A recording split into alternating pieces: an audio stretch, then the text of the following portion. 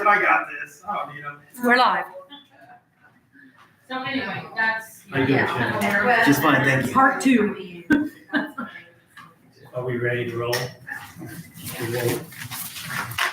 I don't have to open anything. Okay. So if you would introduce yourself to the public, I'd appreciate it. Chad Singer, County Commissioner President. And we'll start with the sheet 10, the budget book, with the commissioners.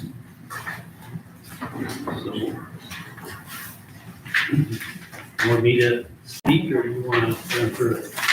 It looks like under salaries, it appears that you decided as the commissioners to freeze the wages this year. That's correct. And then the county attorney is getting a 2% raise. Yes, sir. And his finance, or his wages are split between the council and the commissioners. And they, part of it's paid through the. I believe, yes, you guys pay a separate payment to the county attorney, as does the solid waste district. You can have separate attorneys if you so choose. Right. And then the rest of it there, the wages, I don't see anything, online there that I see. Records librarian, don't see much there. The FICA, naturally gonna follow what the wages are. Health insurance went up 11.7% as I see here. 3,500,000 budgeted We hope it's enough. for 2026. And Probably won't be. the commissioners made some changes, I guess, or adopted some changes to the deductibles and the hot topic. That's correct. Unemployment went up to $10,000 from $7,500. The rest of it, I don't see changed, except, There's a few minor things. A couple things went, officials bond and machine repairs went down a little bit, but nothing significant. The state institution went down 10,000. So what we do when we look at them, we try to find out what did we use the previous year, and if we were way under, we take it down.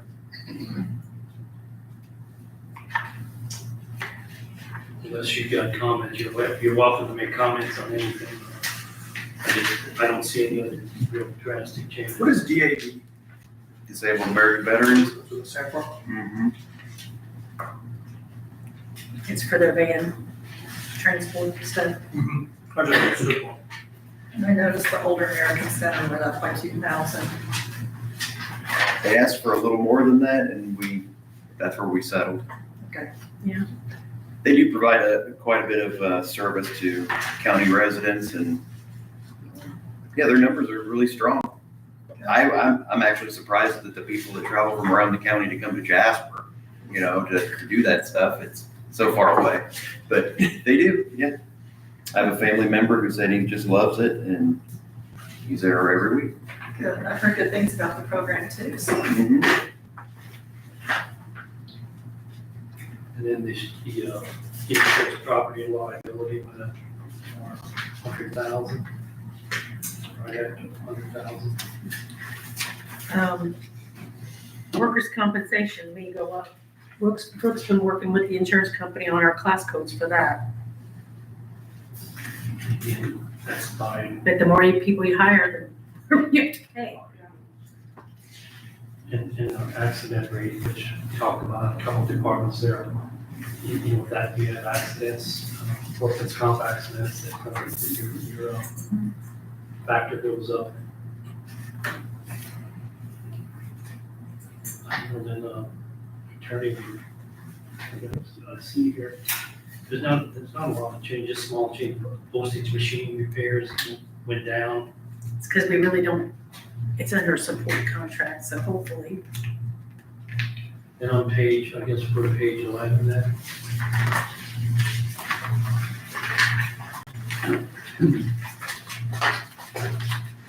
Examination of records.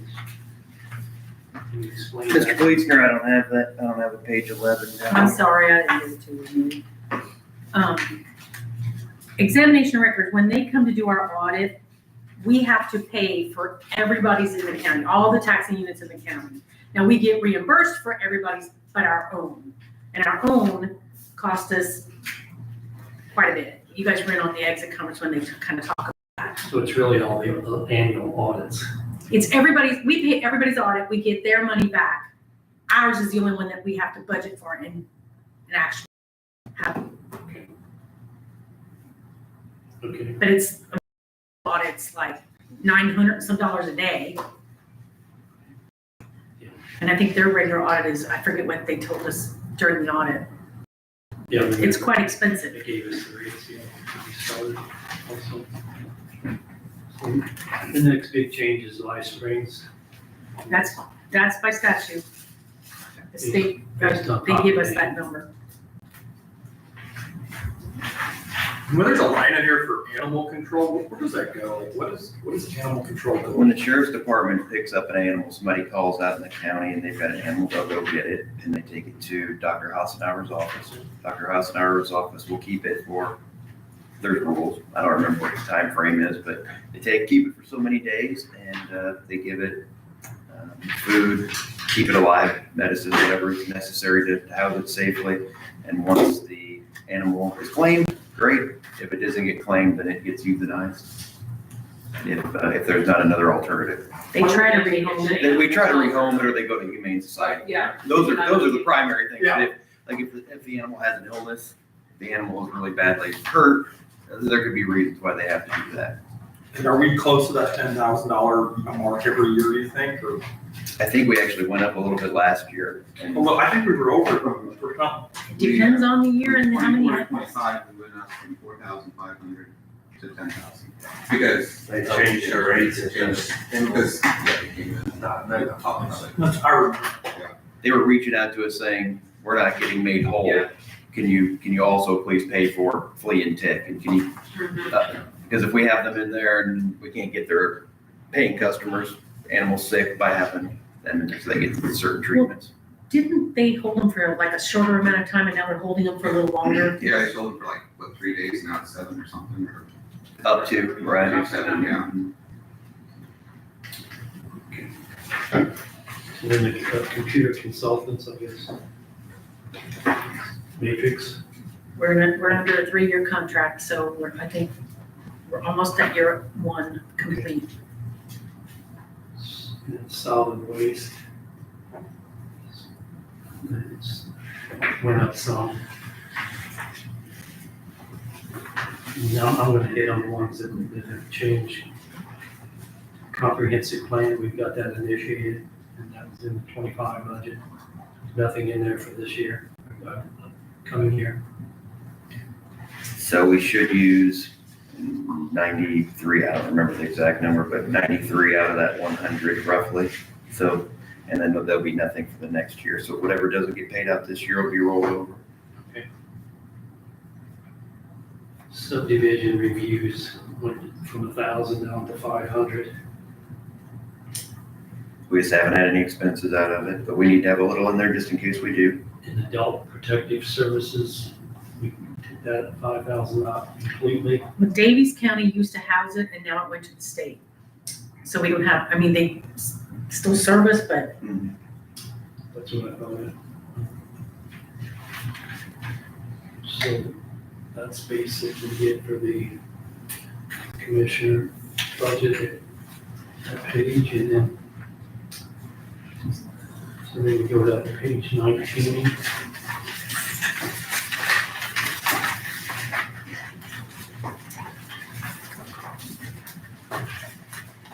Human resources, gentleman sitting behind you. So, do you want to speak about it? I think what we, request was for roughly 5% increase. That's correct. So what I did was I thought about a lot of some of the key positions that have extra education, they bring extra value, they're more specialized. Really came to mind again when the county engineer left, and I was thinking, how do we continue to maintain people that are basically harder to replace? And Mr. Rhodes has done an excellent job over the years. He goes over and above. He protects the county in a number of ways. I looked at what a similar position would make in the private sector or in other governmental units, and I felt it was appropriate. One, to say thank you for the great work you're doing and how you're helping the community, and two, please don't go anywhere. I think that's a fair way of doing it. You know, when you get somebody that's really high quality, and they're limited, like commissioners, you could find us a dime a dozen, right? We're easy to replace, but you get somebody skilled like Mr. Rhodes, and I'd like to keep him around. Plus the county has over 200 employees. I don't know the exact number, but it's 200 and plus. You know, 200 240. full-time, and plus all your Plus the- part-time, seasonal. That's a lot to handle. I think he's handled it very well from my perspective for that many employees. The auditor's office always did a fine job with what they did over in the years, but he's brought a lot to the county since then. And whenever we hire somebody, whenever we talk about healthcare, when we talk, there's just a whole number of things. The wellness program, he's been a real asset. And then translator, I think you had sent this out to the council on the translator, but she's not passed the test or whatever, the license, whatever you need, their license or A certification, yes. certification. So I don't remember how the timeline worked, but I believe the translator was another one of the few employees that I was requesting that we gave over and above the 2% to. Again, difficult to find someone that's that highly skilled, that's that highly respected by the different offices. And I think shortly after I put that out, the judges, the prosecutor, all the other offices wrote a letter to you as well and to the commissioners stating that they felt she's highly valued, highly needed, and to please give her some pay to keep her here. So Has she passed that test yet? she took it one time and didn't pass it the first time. And I don't know what they said, maybe 1 out of 10 people pass it the first time they take it. So she's, I guess, preparing to take it again. I thought she had taken it all the second time we were here. Not that I'm aware of that she can. But everybody that, of course, you saw that letter. That's one of the few times I've seen in the 16 or so years I've been here that people come together to support a fellow employee that they find that much value in them. But again, if you had to outsource that, would be far worse off anyway, so cost-wise. Sure, and I think about how it is at where I work outside of here and probably where several of you work. There's always a big demand for, and we find bilingual people to come and do services because the Spanish-speaking population is growing so much here. So they're more valued by the month almost, it seems. I think just so the council understands the translator, that salary that's requested there, that's not being paid, and it won't be paid until she passes that test. Right. So I mean, it's lower than, she's not making that, and she doesn't make what we had budgeted for 2025, so she's below, quite a bit below that, so, and I think it's built in, so, to some extent, so. And again, that's another thing that Mr. Rhodes keeps an eye on. He manages that employee, he's overseeing them, and whenever she passes that, Yeah. then she'll be at full pay. Which is what we committed to, and we built it in. So the 9% until she passes, it's gonna be at what her current pay was. Then once she passes it, she'll get the rest of whatever it was in the difference of. Is that what you're saying? She's going to get. You said she's significantly less than the 42,066, right? Or Yeah, she is below that. So the 9% would be on top of what her number is below that, and then once she passes it, she would get up to whatever the 46.7 Yeah, so, 65. I mean, totally, it's only 7%. I figured mine, or 8 something. No, I think it comes up to be 7. But anyway, she's currently making $21.62 an hour. And the proposed, without passing it, just is $23.25 an hour. And then if she passes, once she gets the certification, then I figure it's gonna be, if she gets the full pay, is it another $1.49 an hour? $1.49 an hour for the increase, passing the exam or the certification. Does, you want to discuss that further? Everybody's here to do it. Otherwise, anybody got an objection to those two phrases? Anyone? So I didn't hear none, I guess that will pass then. So we get into the next one I've got is the wellness program. Went from 38 to 44. So I can speak to that a little bit here. So, what we're planning on there is with the plan design would be including covered spouses on the health screen for 2026. So if you have a spouse covered on the plan to earn wellness, they also have to participate in the health screen. So basically what that is that difference in price of what it would cost to include them in on the annual screens. So as long as this, curiosity, as long as the spouse, let's say the employee passes, the spouse does not, doesn't need the wellness. So they both, do they both go, or just the spouse has to go to wellness to get the lower rate? Yeah, to be classified as wellness, if you're carrying like employee, spouse, or family coverage, the employee and the spouse would have to go through the health screen and meet 3 of the 5 screening standards. So Or do a reasonable Or do a alternative. reasonable alternative. and if the spouse would say, no, I'm not gonna do it, then you would have to pay the higher rate. Then it would be non-wellness the following year. Yeah, I didn't understand. Yep. Just so it's clear. I don't know if you all watched the last meeting we had, but we've had many discussions on different ways to try to save money, and it seems if there's just as good of a chance that the spouse is unhealthy as it is the employee is unhealthy. So if we can screen them, find high blood pressure, find something wrong with the blood work, hopefully they can get treatment for that before it becomes heart disease or something else happens. And it just makes sense that we add on that spouse. If we're going to insure them, then we might as well make sure that they get their blood work done each year. Any other questions on that section? Otherwise, we're back up here to, looks like sheet 18 on the annex.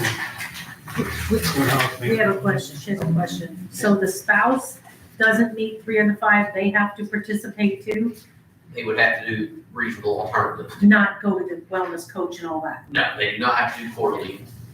And again, all this is, nothing's been approved. Still up in the air because we haven't Commissioner's level. done wellness So yet. this is all prepping for that. Yeah, So they wouldn't go to the quarterly meetings. they wouldn't go to, they would not do They quarterly would on be scope check. an alternative plan or program, like the cigarette. Right, yeah, the smoking cessation, or do they want to see, or, reasonable alternatives. Preventive screens, that's one where you can do 3 preventive screens, dental vision, mammogram. But the employee would still do the quarterly, The employee would, yes. and any alternatives that they would do as well. Yes. At least at this point, that's That's what I would want, and I think that's what Mr. Rhodes wants, but there's some discussion among the board that those quarterly, so if you guys have feedback on that we'd be happy to hear it. Some people say that those quarterly meetings aren't valuable, that they feel it's a waste of time to go and meet with the, I mean, if you meet the requirements, you shouldn't have to go to the quarterly meetings. well, if you meet all 5 of the requirements, you don't have to go. So if you're really healthy, you don't have to go to those quarterly things. 3 of them, so. But if you meet 3, you're supposed to go once a quarter. Check in, they weigh you, they take your blood pressure, and if you set goals, they work with you. I think with It's like 4, you still have anything to go to the quarterly as well. 3 or 4, you have to go with the quarterly as For well. 5, you don't have to. And you guys are talking about totally doing away with having to do the quarterly. That's not my wish, but Some that, people think. yes. That would be. And I get it. I mean, I see sometimes I go in and I'm like, now I know my weight, I know my blood pressure, and I leave but if I put a little something into it, I can get something out of it. Like when my blood pressure was high in December and it was high again in January, it kind of woke me up a little bit and I made some changes. The next time I came in, it was down. I felt better about myself. So it put it out in front of me, whereas I wouldn't have gotten it except in July or whatever time we do the blood Or draw. whenever you see your doctor for something that's Right. an issue, yeah. And if you have a blood pressure problem and it starts in August, you don't want to wait till next July to find out about it. So I think there's value in it, but there's some discussion that there's not. So Yeah, but what you put into it, that's how your health is. I mean, that's the insurance, Well, there's is also keeping you no- in good care of yourself. Penalty for, it's just checking. It's not like you have to do something else if your numbers are this high or whatever, so. right. Well, then we don't go home and say, do you really want to eat that Snickers? We can go, you can't do that, but you can give people the information so they at least have the opportunity to make a good decision. Would you say you're mean corn dogs and ranch? That's what you said. Well, we had a wellness committee meeting this morning and we got in-depth discussions about it. And I think that's the direction they would like to maintain as well, doing that. And also we're on the recommendation for Lindsay to build on is we're gonna take that annual exam and during the quarterlies, she's really gonna be focused on what they didn't hit Mhm. and really proactively trying to improve outcomes for obviously the next year. So, I definitely think it's a good thing to maintain the wellness program, that's for sure. I mean, that's rewarding bad behavior if you don't have something like that. correct. We ready for the annex? So, starting on here on page 18, the custodian, I mean, he's, well, it's somewhat of a raise over 2%. And, and his two part-time people, he wants to get them up, because I guess he can't find anybody to work part-time for that low dollar. He still hasn't moved them up very much. I figured it looks like about a 3% raise, which is very small. You got $17 an hour. I didn't talk to him about the custodian part-time people, but I did talk to him about his own wage. And where that came from was we really compared him to Tom Blessinger and Orson. anyway, a couple other people that had similar roles, and Scott has the most longevity. He has multiple buildings that he does, and he brings a lot to the table, and I thought it was reasonable that he said, shouldn't I be making the same that they are? And I compared his hours to their hours and the lunches and the unpaid or paid, and it just seemed like it was a reasonable request. So it's catching him up to other people that are in similar positions. And it's not doing it just for the sake of that, he also does a good job. I have to speak for him also, but projects I worked on, even this control, HVAC controls, I mean, I think we all worked trying to get that together, and he took it over, and I haven't heard a lot from him. I've checked on him once every couple weeks, and he's managed that job, and he's done a great job. Plus, the comments I get from the outside appearance of the courthouse, he's not the only one probably doing it, but it's always perfect, and the inside is always perfect, and he's got some good people working for him, so I don't know what the other council people think. It's actually a 4% raise. Mr. Cleaser, too, the thing that I've said to our board, but there was a time earlier this year, and I got a phone call at 4 something in the morning, and I came down and there's water running through the ceiling. So I come in, Scott's there. It's Saturday morning as much as anybody else. He could have said, I'm gonna call Messmer's and they can come in and get it when they get it. But no, he got out of bed. He called all the people that need to be called. I came in and looked, and Amy came in. There were some certain people that they care about the building, they care about what they're doing, and he didn't complain. He's like, this is just what we do. I can see some employees may say, it's Saturday morning, heck with it, we'll come in later. But he came in and spent most of his Saturday morning and some of his Saturday afternoon making sure that it was right, so that when people came in on Friday or on Monday, they wouldn't have known anything even happened. And it was a pretty significant event. Does anybody have any issues with those two? The part-time? Well, So they're- currently, they're not even making the max they could be making. Right now, Hall is making $14.40, and the new kid that just started is making $12.19. So they're not even making what their what they're- max is on here already. We got budgeted. So would we need council approval to raise their wages? Can he can do that internally? He can do that internally up to those maxes. I'm just showing you, they're not making what they're already making,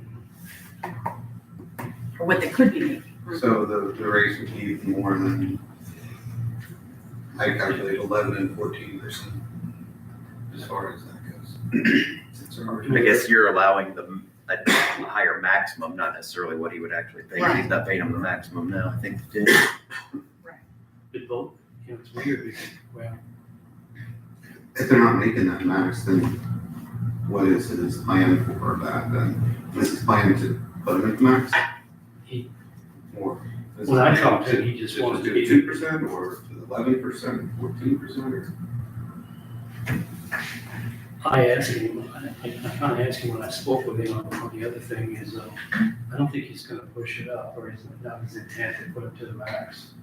I think he wants that flexibility to increase their wages, which he does now, but I don't know if he realizes that possibly could be the problem.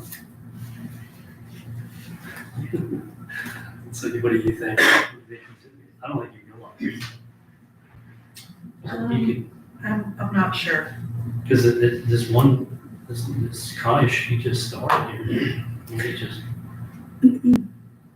Is the point that he had a hard time finding that person, is that what the issue was? I was thinking that that's what I don't it know. was, that it was a One day struggle. he walked in and said, he's his new, I'm there in the evenings when he comes in. He just said, I'm your new cleaning person. I go, okay. I think we should give him the flexibility there. But, you know, As long as he meets the required annual budget amount, I think he would have that flexibility. Right, because you're only increasing the whole part-time custodian staff $5,000 a year. When you look That's at only, when you look at it that way. Yeah. I mean, last year we approved 31, now we're asking for 32. that's only 3% increase, so That's I don't think he's planning on doing much more than that. I don't think so.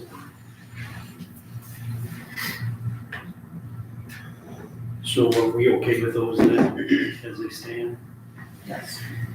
Yes. everybody? Mm-hmm. Okay, so, supplies, we got $2,000, I don't know.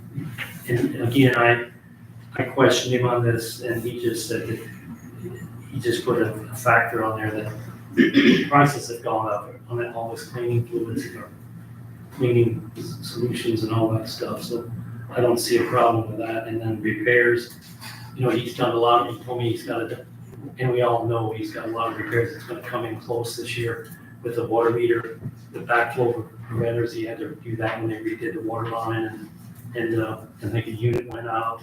He's had a couple issues, so he thinks he's gonna get close to doing fine with the $40,000, he's hoping anyway.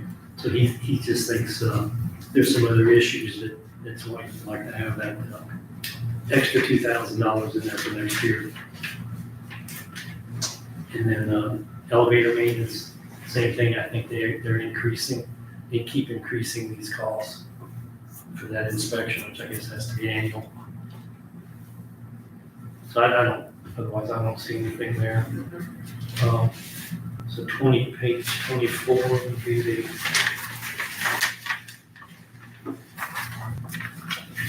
St. Charles Annex. Yeah, On the very bottom. Again, that hasn't changed. Does anyone see a problem with that? I don't see. The only way that would change is if WIC moves out and we no longer get their rent. That's what funds that. And they were, I mean, his thinking of the inspection showed that he may need more closed offices or private offices. So we'll just see, I guess we'll play that out. Play it out. See how it goes. Anybody else have anything there? There's not much there. Page 6, Veteran Service Office.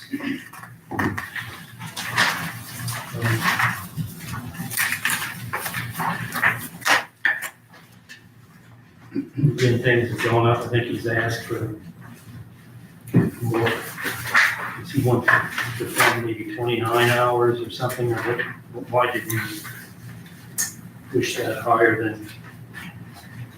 We have 27 pays, keep that in mind, So that's. but there is a buffer in there in case of conferences. I'm not for sure how exactly he calculated that, but Okay. So that shouldn't, at this point, shouldn't be an issue. And then his assistants the same way, I guess, again, it's because of the, because of the 27 pays, so that postage went doubled. So he's not asking for an over increase of over 2% then? he's hourly. He's an hourly rate, so no, he's just asking for a 2%. The hourly rate, yes, 2%. The buffer is in the annual amount, because he does travel and go to conferences every once in a while, but like I said, I don't know how he came up with that. So the understanding that I got is, if he would go to a conference, he could, 1 week, he could put more hours in, right? But he can't be consistently over the 28 hours or 29 hours. No, but So that's why he's got maybe more in the budget than it works out. When you work it backwards, 28 hours times his pay, it comes up to about 31,000, 75 or something. So that's what the difference is. And then this equipment, I guess my only comment we got when we went through this is, should that be moved to the I would move that to the Veteran Support Fund. That's what that fund was set up for, to give him support in that office for bigger equipment or things he might need. So the council, does everybody see how that would work? I think they got money in there. It's on page 40. Is that all right if we remove it to there? Because there's zero under that, the equipment line item. So we just make a note here, I mean, if everybody agrees, we just make a note here to move that to the support service line. Equipment. He's already, I don't have any money in there. Sure. Is that all right? Everybody agree? Yes. I will say there's been a lot of push from other veterans in the community and the local Veterans Council that they would like to see some changes and see an expanded veteran service office. So what I've suggested to them when we go through the comprehensive plan, that they would be involved, they plan to be involved, and we can talk with the community and find out if, I don't know what to call it, other than enhance the services that we provide, the hours and all of that, and see if that's what the community wants, and if we can fund it. But I know that there has been a push for that. It's something that I'm supportive of, but there's a lot to go through. Is that just a local push for the county, or is it more regionally? Local. Local. Mm-hmm. Yeah, I think there's some other areas that they don't support their veterans in the same fashion we do. I don't know what all the reasons are, but I've had some people that are really happy with the things that have been provided out of that office, and some of the veterans think that we can do even more. And I don't disagree with them. It's always tough because if I'm trying to find a way to give them what they want without breaking our budget. And I think that would probably, my starting point would be, we keep the service officer and the hours that he's doing, and then we bring in some other part-time people to help it work. Because if you increase him by 1 hour, it doubles the amount that he costs us, right? Or anybody in that position. But there's a lot to think about. You know, I thought they had a state appointee that's local here, veterans for the state. I mean, do you know anything about that? I mean, there's regional positions that help the local service officers. Is that what you mean? I thought there was a local guy, Patterson. Derek I mean, I thought he was gonna take over and help all the veterans offices in this region, No, don't know anything about that. because he was appointed by the governor, I thought. He is, yes. Yeah, so hopefully all those people are involved and we can come together we can coalesce around a plan for, the future year. But right now, I'm satisfied with everything that has been presented. Was sheet 17 then, and weights and measures. There's, there again, it's under the commissioner's budget, there's minor increases of supplies and mileage and national conference. I listened to part of your meeting this morning, and I think one of the judges was saying how our employees are our most important asset and those kind of things. And again, as I'm sitting here talking to you today, I'm thinking about Buzz too, the weights and measures guy. He's just another guy who does his job. He really likes his job. He does a great job. He gives us the commissioner's reports regularly. Anytime anything is even a little bit off, he reaches out to me. So again, he's another one that we're just really lucky to have. So I just wanted to give him a thank you. And then the opioid restricted and unrestricted, let's touch on here. Grants, Is that on a certain page? that's on page 29. Yeah, so I can talk to that just a little bit. We continue to get disbursements from opioid settlement funds that the state, I guess I'll try to summarize it. The state goes out and they are part of the lawsuits against the pharmaceutical funds that did practices that were unseemly to get people addicted to opioids. There's been settlements since then, and some of that money comes to the state, and the state has come up with a formula, whereas the counties and the local units get a percentage of that money. As of just last Thursday, I believe, I signed up for what is going to be one of the bigger ones. You may have heard of the Sackler family and the Purdue Pharma case. It's $100 million for Indiana's portion. So we are going to get, I signed the paperwork for that. So that's another portion that we'll be getting. And so far, over the last 2 years, we've just been kind of collecting money. And it's been sitting around and we haven't taken action with it. We're very limited action. And so what I'm asking for is that we budget for this money so that it can be used. We can start using it in 2026. One of the ways that we can do that, and Councilman Holm may know about this as well. He's involved with the community corrections and the JRAC a little bit.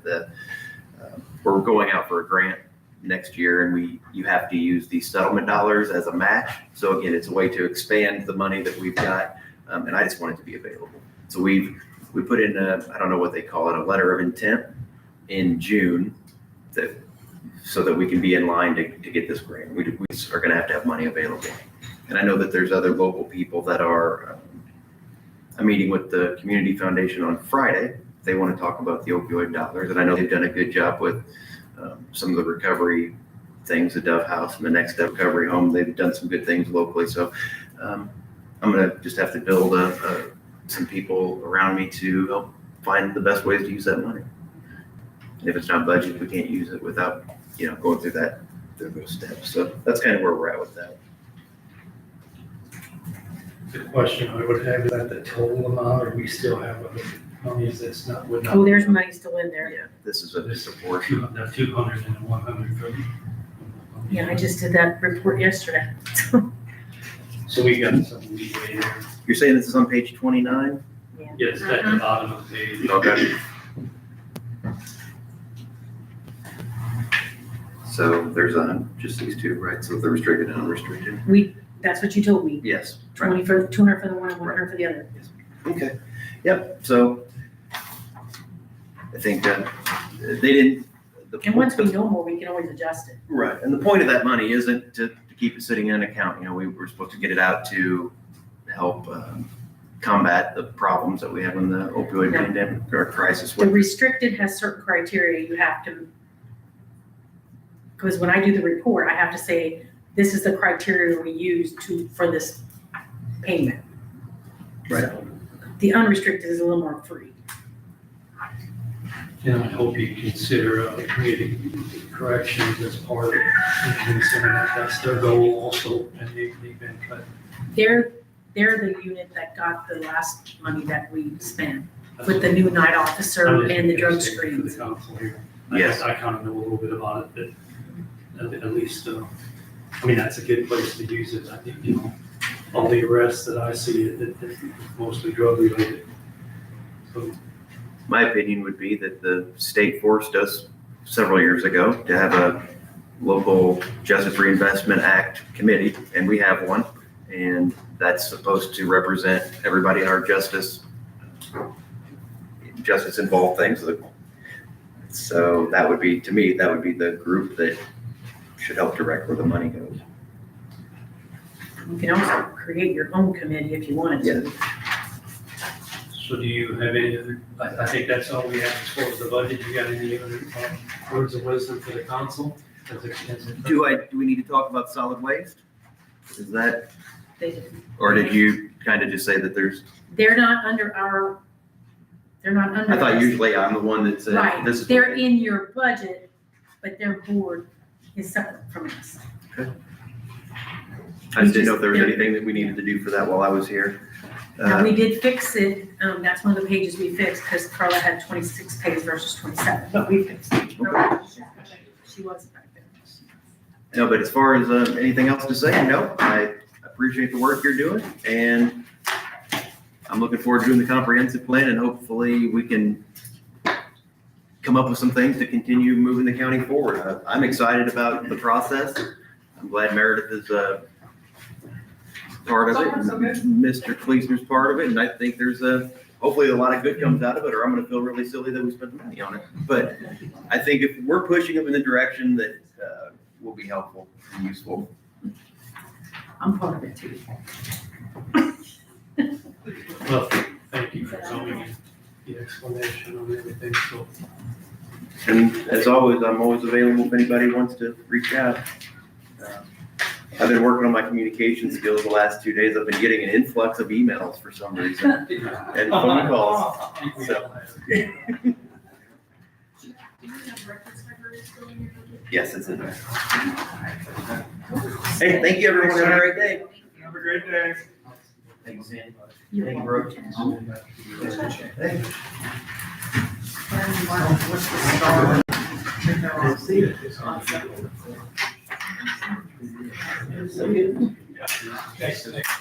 Oh, okay, right.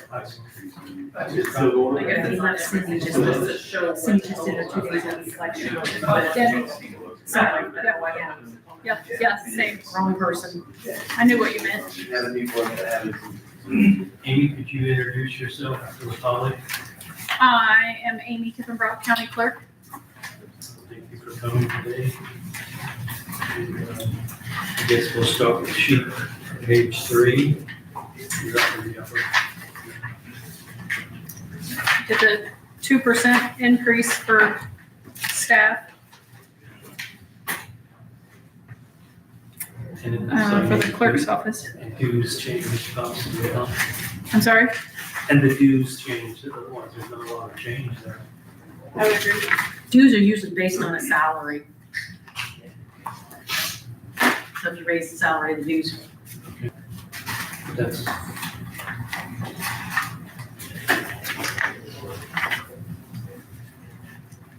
that's all, I mean, that's all I see. It's- Yeah, the dues, we just paid dues to 2 different organizations. We paid to the Clerks Association for all the deputies and the clerk, and then we paid to Indiana Voter Registration Association. And we just paid for 2 members to be members of that association. Then there's I guess we have an election coming up next year. We do. So, this has changed, our budget has changed a lot from last year because we have to fund all these, for the election board and everything else there. So, I don't know if we wanna, it's not changed a great deal, I guess. I'm gonna kind of put the 2020, last time we had an election in 2024, so, you wanna get on any of that? Well, subject, or- I sent a detailed list of an Excel spreadsheet that was 7 pages long in regards to every penny that we spend on the election. The biggest difference, I compared 26 election to the 22 election because that's midterm cycle. There was an error in my calculations before in a couple of the line items. So I feel like, I don't know what the overall total is for the pay of the positions. It did drop a little bit. The way I broke it down, I doubled one of the lines in error. So, it costs money to run an election. We're required to have a certain amount of people in a certain amount of places, and it's all pretty much dictated by the state how we run that. We are not paying our poll workers a lot of money. They're not bragging about how Du Bois County is the top of the list for poll worker pay, but we're not the bottom either. We're right about the middle. The Clerks Association shares that among themselves, so we can see where we fall in line. And we do, I think overall our poll workers are satisfied with what they're getting paid. Several of them think that it's a volunteer position and are happy that they get some pay. I looked through it, I put down, the 2024 pages, some of them are not pages, but the amount budgeted, and, it's not a lot of change in 2024. I don't have any questions on it. The comparison, I'm saying, from 2024 when we had the last election, which was a national election, actually. So then we can move on to the 4. And that's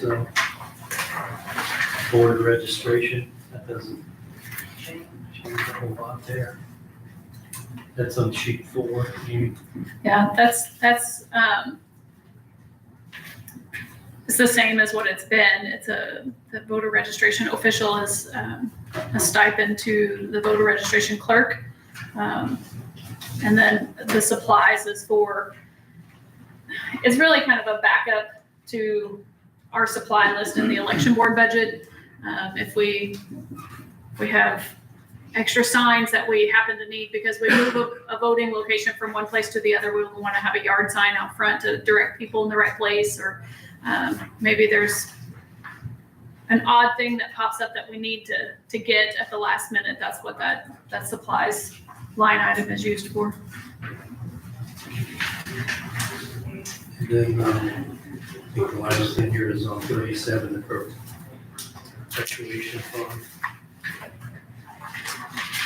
And I think we've had some use of that this past year. Yeah, we generally stay below the number that we bring in. So clerk's office, every time we make a copy or a certification for a customer at the window, we charge them $1 per page, and that goes into the clerk perpetuation fund. And then we're limited on what we can spend out of that fund. While I've been here, I've tried to always keep that below what we bring in. And traditionally that's fine. We have paid the records librarian out of that. We've paid for scanning services and scanning equipment out of the records library for that. But we have spent it on improvements in the clerk's office as well. You do need to go to page 39. She has an item in QCAT. Okay. So that's the election voting machines. So can you brief us on that? What I know we've talked about it Yeah. a year ago, I think, and probably sooner. the money that I'm asking for is to replace the voting machine itself, not when you come in to vote, you see a whole voting booth. I just want to replace the DRE, the direct, the voting machine where you push the buttons that make your selections. We've had those for, I think, 17 years, and we've done 2 upgrades to them, and they are at the point where security is going to become a question. We could probably squeak by one more year, but I would prefer from an election standpoint, I would prefer us to be more secure than not, and go ahead and replace those while we have the opportunity. I did get a couple quotes from our vendor to update just that machine, and we were affected by the tariffs a little bit from the first quote that I got to the more recent quote in preparation for this meeting. We discussed things in great detail as to, do we need the same number of machines? Because I know that I have talked to that point with you guys. At one point, I would have said we could go less. The vendor said we could have 9 machines less than what we currently have. If we were buying their equipment new, that's what the number they would recommend. But there's also current legislation being studied on moving the municipal elections and moving the minimum amount of time a voter needs at the voting booth.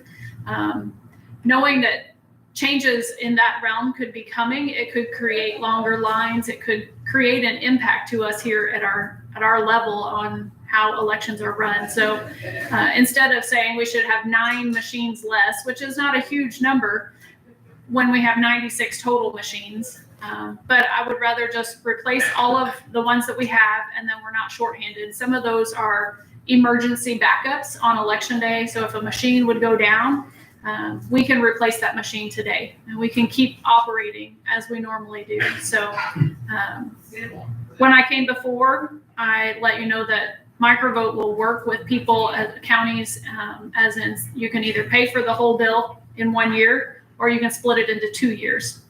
But it is a 4 to 5 month lead time in placing the orders. So we need to have some direction shortly if this is something that if you're going to approve, then we can move forward and start working on some of that in the background to prepare for 26.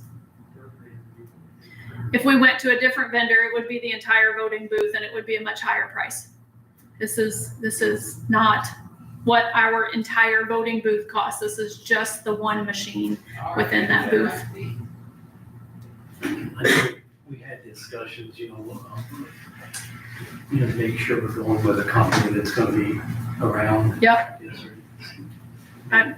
I feel like, from my experience of working with the different vendors, and I've went through a program called SEATS, and I had exposure to the other certified companies that work in the state of Indiana. I think Microvote is probably the best that I've had exposure to.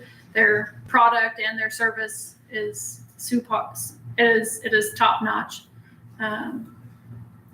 I think the equipment itself, when I think about the different equipment that's out there for Indiana, I think it's the smoothest, most efficient from an administrator side, but also from a voter's perspective.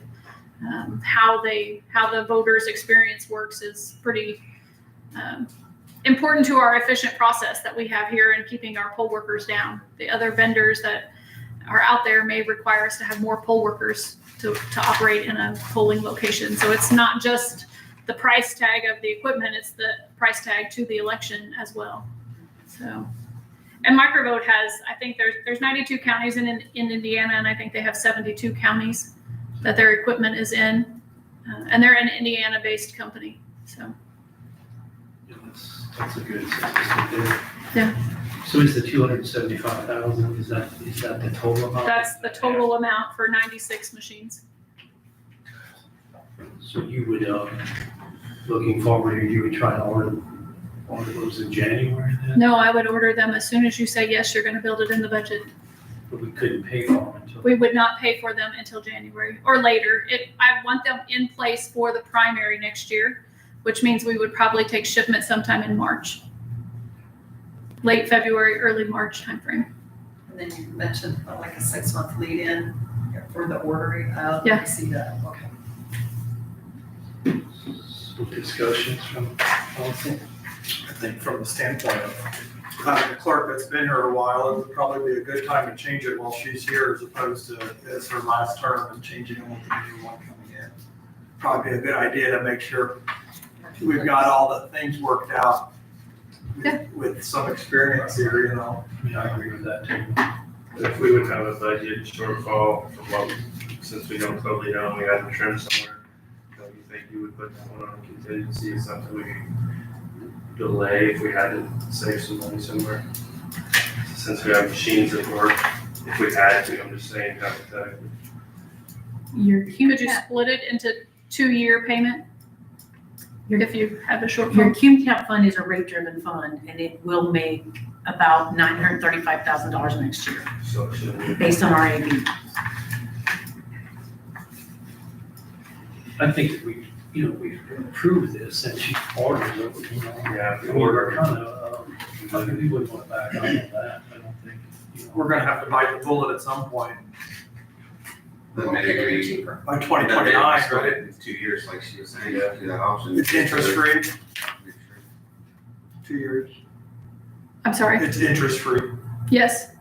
The 2-year plan. 3 years. I mean, Well, I don't know why we wanna do that. it is about a third of the budget, so a third of what you're gonna take in. So, Probably split it up in 2 years. But again, it's not the entire machine, so it's not the type of thing where we'd be better off buying something brand new, because later on then we have to replace, not that I wanna spend more money, but you know what I mean, we're not gonna be worse off by just trying to rescale something, right? I would hate to guess what the full price of the voting machine is, but I would say we would double it for sure, if not more. So this is the best possible option then, Yeah. just considering. Are we gonna get anything back for the machines that we currently have when we replace them? No, part of the quote shows that they will take the machines. Again, we're limited on how to dispose of election equipment based on law that the state has passed. So that's part of the quote. They recycle Oh, so those you can't machines. reuse No. Parts or. No,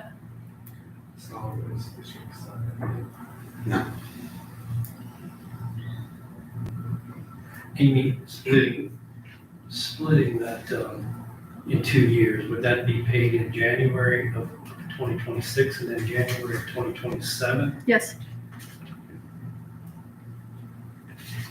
Is our, it seems like the way the property tax and, it seems like our income's gonna go down in Yeah. 2027, that's for sure, but we would have the earning power of that money, half the money for a year. I think that's pretty much what they promote to every county, that many counties take advantage of the 2-year payment process. In the past, when we spoke about it, we didn't know about the taxes changing as much as they are, and we had discussed that we would do it all at one time. So I've had those communications with our vendor, but the 2-year plan is an option. I would be in favor of what she's proposed. It won't get any cheaper for us if we wait and try to make another year out of this. We have an option in the 2-year plan. I think we've probably got the best of scenarios. And for me, if we do come up short, if we need to readjust some line items, for me, it's, it's all up on the rest. But, it could be a point of consideration. The continued part of the quote is the tariff part. It's $70 per machine. It amounts to $6,700. It doesn't seem like a lot when you think about the total amount, but I've asked if we're ordering it next week or 2 months, or what is the tariff price at that time, or is there no tariff price? It could go down. If the tariff is to our benefit at the time that we place the order, we don't have to pay that. So we could save $6,700 off the top of the machine. The parts inside of the machine is how it's affected. You would think sooner than later would be. Yeah, we need to place the order soon to have them in place and for the next primary. Some of the tariffs too. So it sounds like we're leaning toward approving it on the 2-year pay program. Does everyone agree on that, council? Okay, so it's unanimous consensus. So I'd say permission to do that, so. Okay. I think that's all we have here. Appreciate it. Okay, thank you. Thanks for all you do.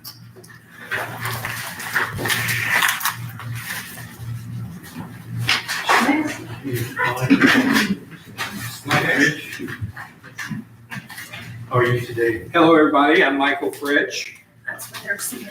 All right.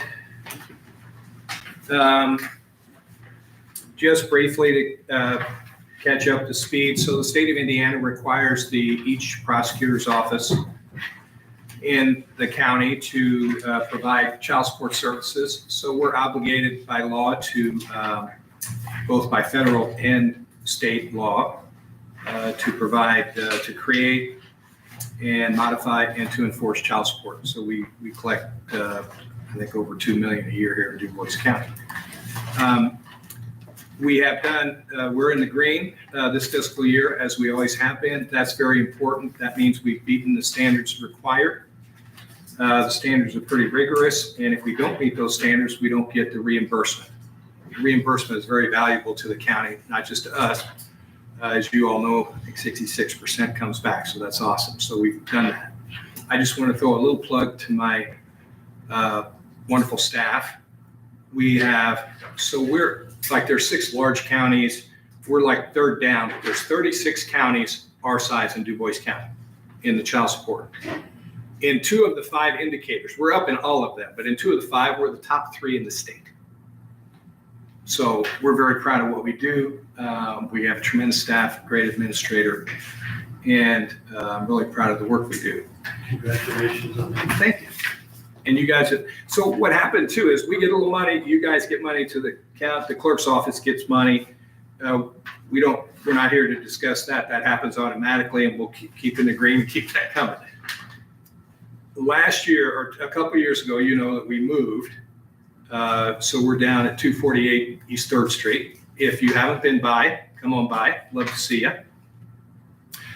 You all, or the county had created a lease agreement.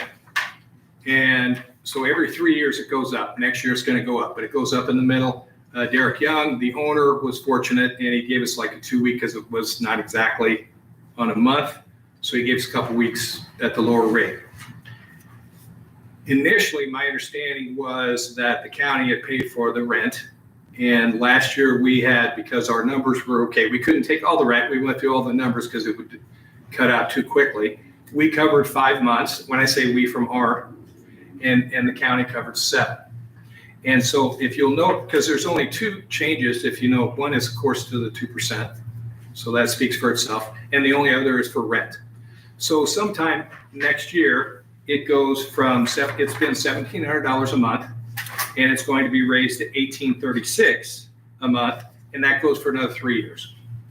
That's by the lease agreement. Nobody here can do anything about that, and it was a fair agreement. Instead of you paying the $1,836 or we paying all the $1,836, what I did was the $1,836 goes into effect in May. And so I added the $1,700 for 4 months and then $1,836 for 8 months, put it all together, divide it by 12. And if it's okay, we would again cover the 5 from our budget, and if you cover the 7 from your budget. So so that amount is divided by 7. I think it's, what do I show? 7 months, the county would pay $12,534.69. Is that what I have down? That's what's in the budget, yes. Okay. And then we would be responsible for $8,953.35. Now that would be for next year. When I come back here in next August or whatever it is, it'll be 1836 times that. So basically, I'm just simply asking that we just keep going with the agreement we had. We'd be more than happy to help 5. I checked the numbers. We're still capable of doing that because we have the amounts coming in, so we can afford to pay the 5 months. Down the road, that may have to change depending on the numbers, just like what you all are saying. So I would simply ask. So it's not the full 1836, but divided. We take our percentage, you take your percentage. Those 2 are the only things that have changed. We've been pretty. So Mike, what fund, when you say you're gonna cover it, what fund are you talking about? Your incentive fund? Our incentive fund. Okay. Yeah, we pay it out of there.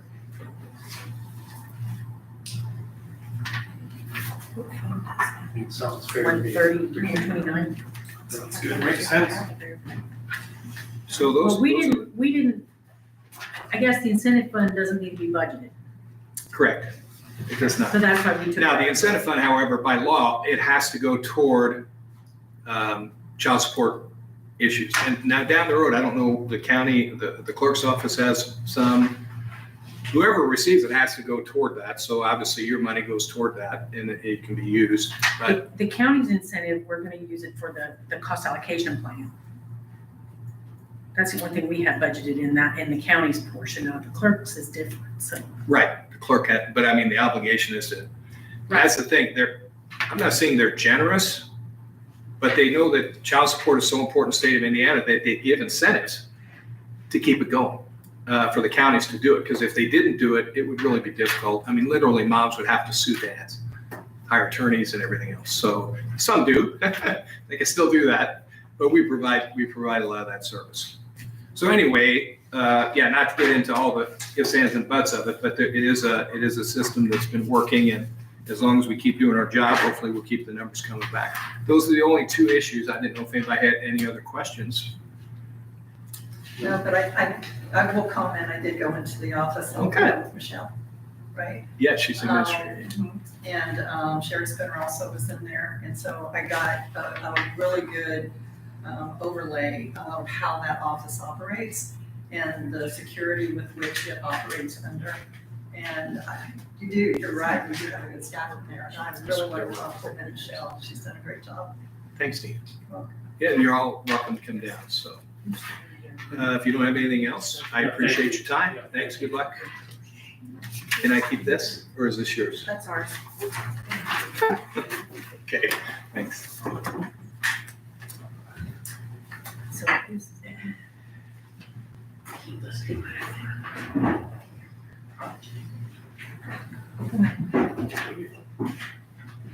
If you do this. How are you today? Good, how are you today?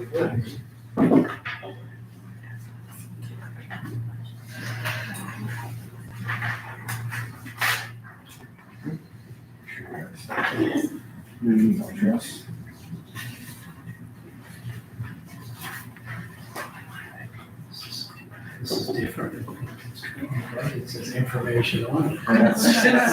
It's no request for funds. Funny how it works.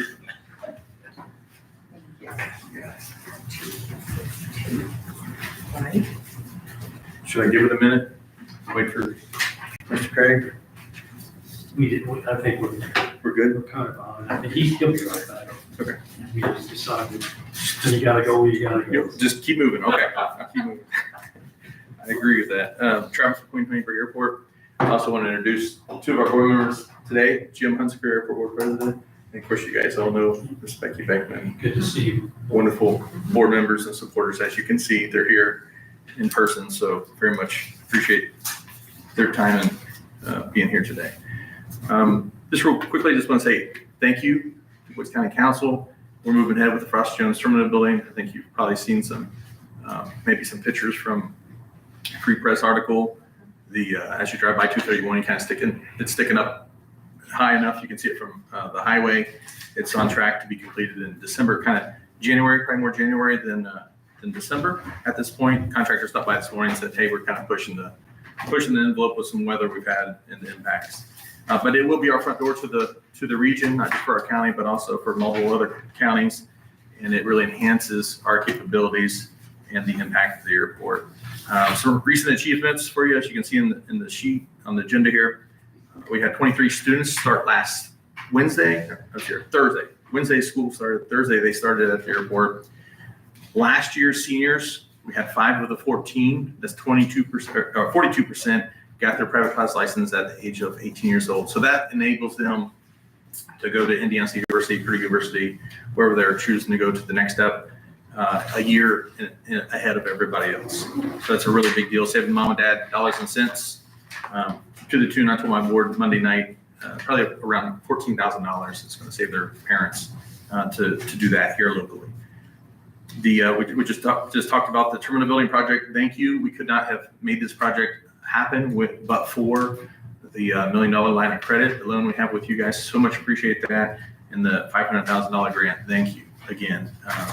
Before that, we would not have a project moving forward.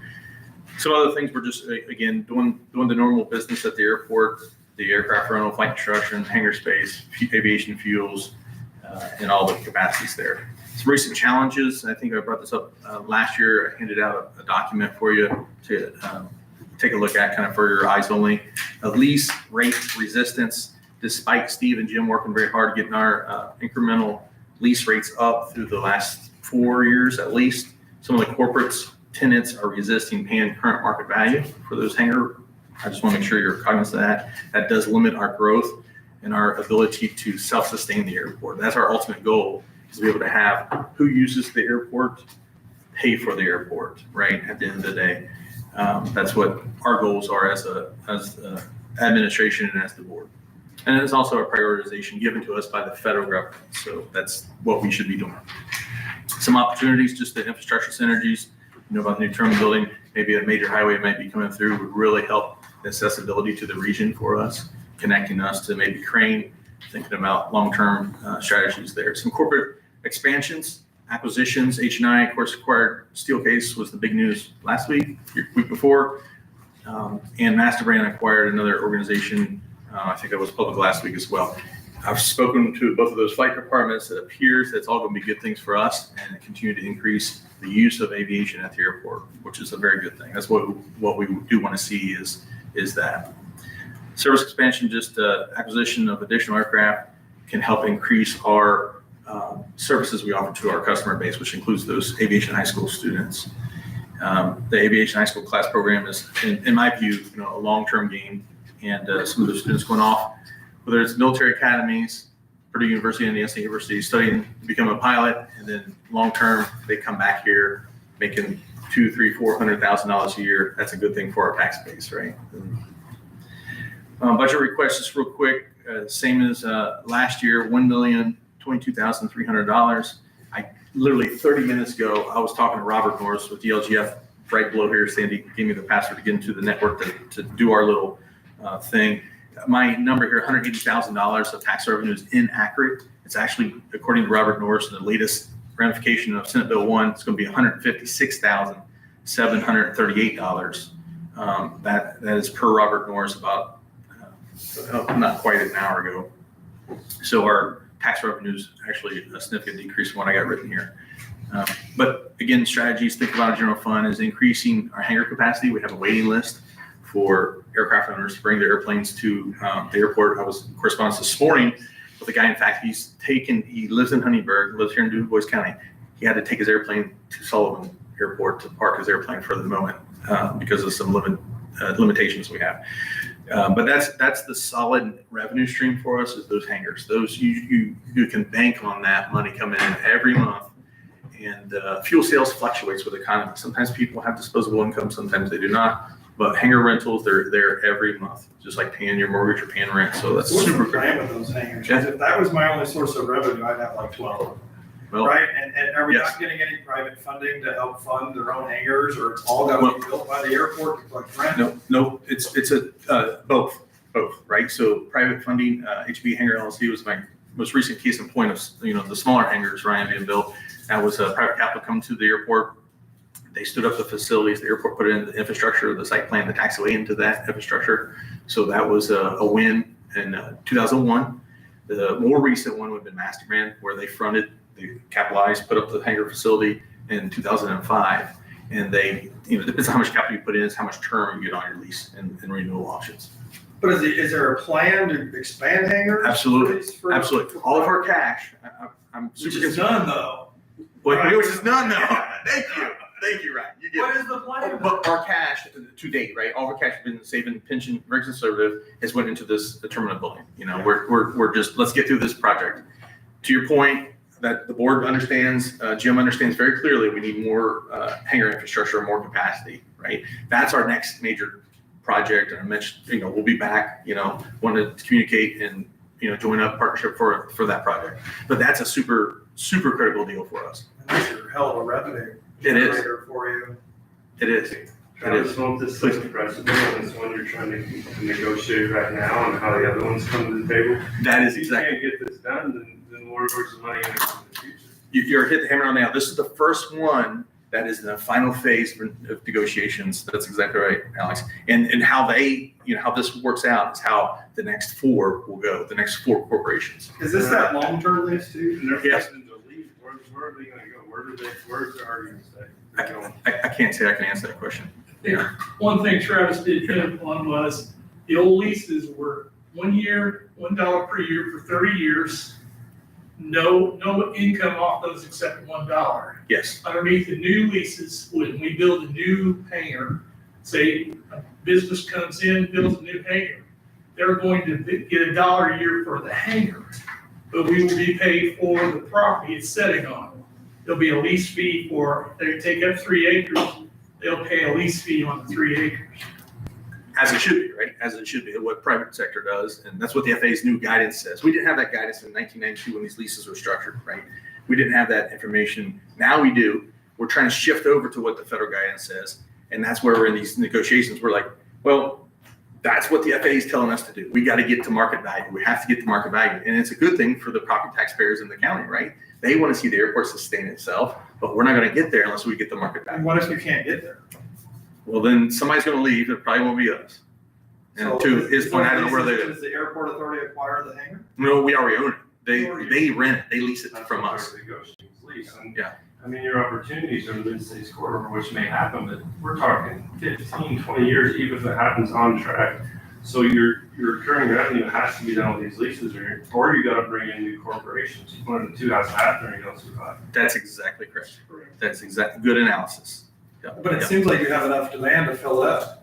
We do have enough demand. Yes. I just came back from Oshkosh Big Aviation Show. Spoke to multiple companies. Fly it? I know I drove. And there are companies out there, if you have the space, they want to talk to you. Do you have the space or do you not have the space? And I said, I might have space. So there's demand out there. Yeah, there's demand out there. You got to go find it. You got to seek it out. Might not be in this state, might be in another state. So just moving on, Q budget, we're just trying to wrap up our terminal building projects. We punched in 1.5 for kind of carrying over the rest of this year, whatever's left over and punch list stuff for the terminal building project. That dollar amount is actually $108,967 per Robert Morris, 45 minutes ago, is what we're going to receive in property taxes to sustain the cumulative building fund project. Robert Morris convinced me to create a rainy day fund budget for $300,000. We have $618,000 there now. He said, why don't you? I said, you're the boss. You know what's going on. So we don't have to come back and ask for another additional appropriation. We got a little wiggle room. With that, I love this little quote, engaging our future and controlling our destination through aviation youth programming. I think that program is just awesome. It's making a big difference in a lot of young people's lives. And we just look forward to partnering with you guys in everything we do. Questions you might have for me. And you do have my business card. There's a new email address. We got a new website. We just got online a week ago. I'm trying to give it to you. That's it. I'm sorry. I said anything. I'm pretty sure I know this. I think you do. But if there are questions or anything, I'd love to entertain your questions. I think the aerial applicators are going to be getting them faster than 10 years. I mean, the drones are catching on there everywhere. Yeah, did you see my industry shift comment Yeah, there? and I think you're spot on. I think it's going to accelerate. Those drones are getting better. They don't crash in the field. They don't have to go pick them up in the middle of the field. All right, pull the guy from the wreckage. Well, no, we don't want that. That was Huntberg Conservation Club. That's, yep. Remember the helicopter over in Ireland? It went down too? Broken femur on that guy. Yep. Conservation. That's right. Yep. Other questions? What can you do outside the box thinking? Who are you going to get in to come in if we have to? Could you get your PhD in Certified Instructor Academy or something? Or what are we going to do? Yeah.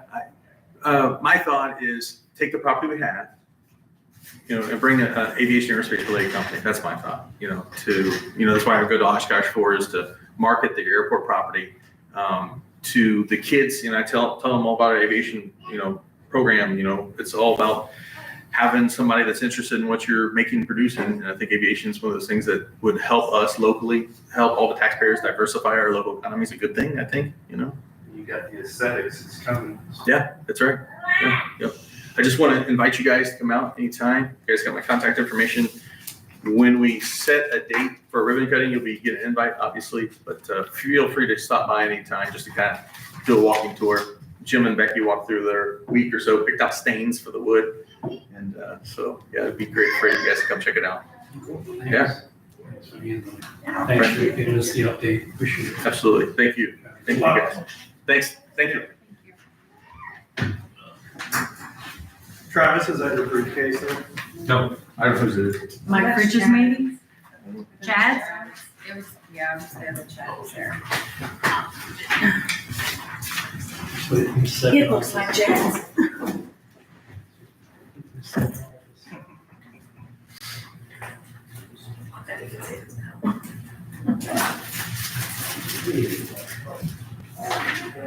My turn? Yes.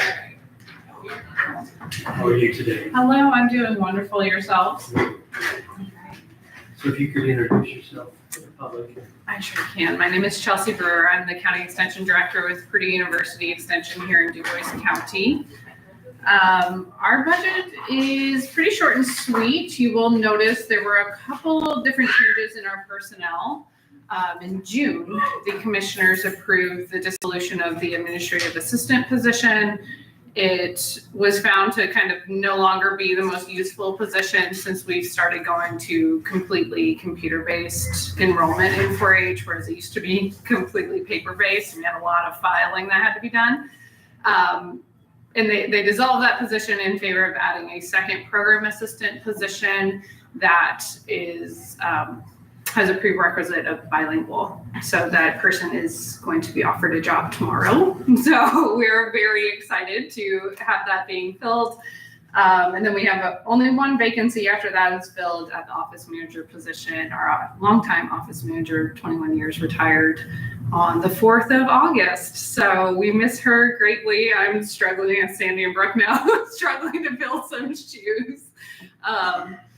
But that's kind of what's going on in our world right now. The increases that you'll notice in the budget is that 2% increase within our personnel category. And then there was a 3% increase on the contractual services. Otherwise, everything is the same. Sounds good. I don't really have any questions. I think I had kind of indicated here what changed, and so. Try to keep it easy. So do you have any feelers out there for the retiree? Not yet. I wanted to fill that program assistant position first and then start pulling in the applications for the office manager position just to simplify my life and try and get my feet underneath me a little bit. Because we also have an intern starting next week, so there's just a lot going on right now. Yeah. So any questions or other comments? But otherwise, I Okay. appreciate you coming in. Thank you. Yeah. Thank you. Thanks. We're back. I had a schedule. There you go. You're welcome. Back Back on on schedule. It's my great scheduling ability. It is. It's hard. Wyatt, are you ready? Yep. If you could introduce yourself to the public. I'm Wyatt Madden, Director at Du Bois County Community Corrections. You should get your pages and then we'll try. There's some of the pages from the book. I think I owe you one yet. Yeah. So That page 39. I mean, technically here on our Yeah. agenda here is page 26. We gave you replacement Okay, page. I just want to make sure, because I've been writing on both of them, so Well, we gave you, there's some. this morning, you should have gotten rid of the old one, put the new one in its spot, but that's okay. If you had notes on it later.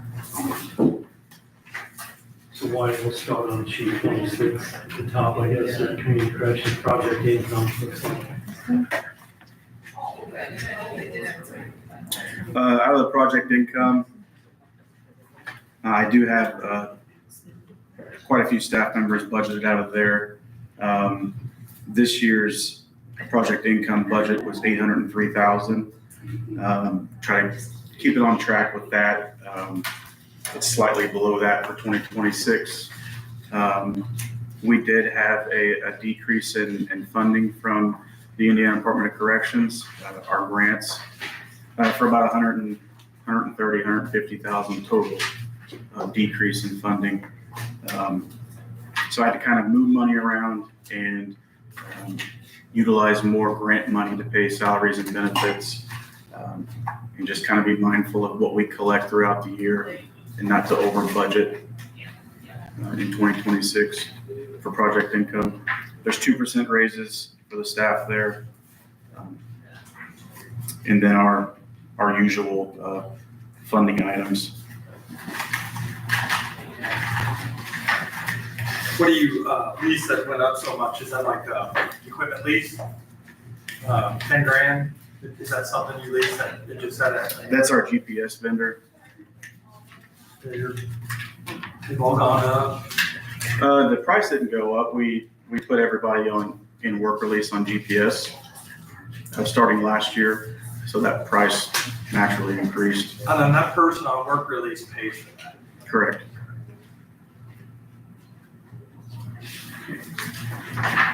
Other questions there? Otherwise, we'll move to page 27. And that's the grant. Community corrections grant.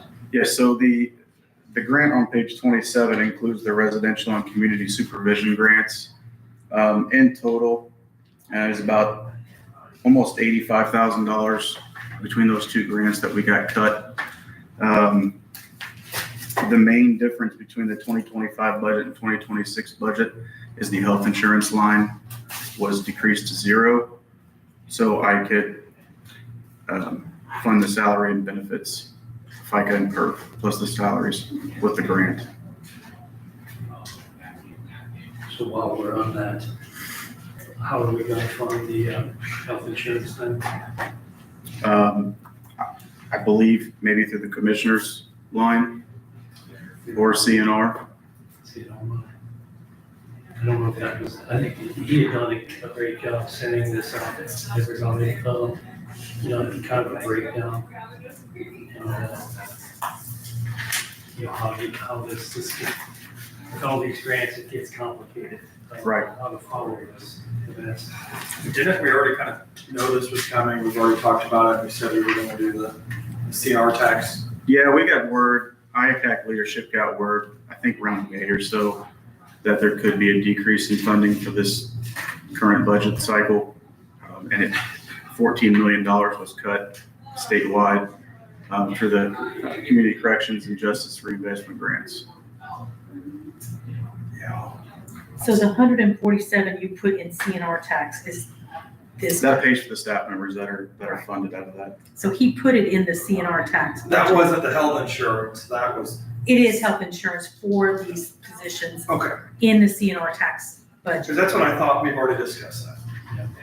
Just making sure that that we're talking about. It's on page 39, it's in there.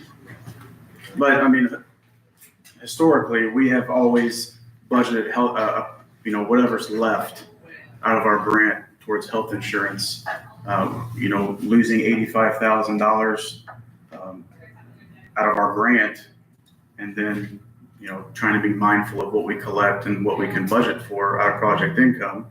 I just had to move money around, out of the grant. It seems like you did a good job making it all kind of, from what I've seen. What's the plan for when the CNR tax ends? And it will. Just How much longer do we have? 20 years? 17. Like 17 years. Something will have to take that place. I could see the state realizing they kind of messed up on that and maybe give some back, but maybe not. Yeah, there's current plans between IACAC and Popeye to maybe get a lobbyist to advocate for community corrections.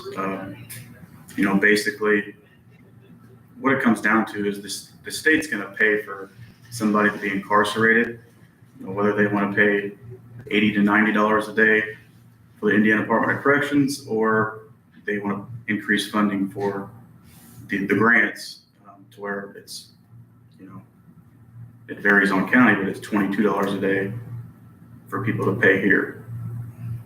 There's definitely a cost savings across the state for community supervision programs, but it's hard to advocate when we all have full-time jobs as well, and so that's why we're looking at paying a lobbyist. Your association. Association, yeah. But, people, I still like to go back with the residents stay in the community and work, where we get incarcerated. You don't know what, we, as the taxpayers, fund fund them and fund their health insurance and everything. We're here, and that's why it seems like this is, continue to make this a success somehow. And when we pass the CMR tax, I think a couple of us were here. I mean, that's what it's for construction and rehabilitation. And that's why I think that, let's hope the legislature doesn't change that CMR tax line, that they take that away. Because we got the bond payment to make every month for 17 more years. Well, the lit taxes are changing in 27, so we just have to remember. That's also what stays the same, because that all stays in the county. They don't fund that, so. A lot of changes coming. I mean, that's the only, like what you're saying, though, that's a bigger worry, in some ways for me, that they would take it away, that we couldn't even use the money. Have you talked to them? Have they said anything to state people? No. Potential? The new lobbyist will. They will. And they're, I guess the lobbyists that we talked to last week, they're kind of invested in community corrections. A couple of them are on a board in Marion County, so they have knowledge of community corrections and what we do.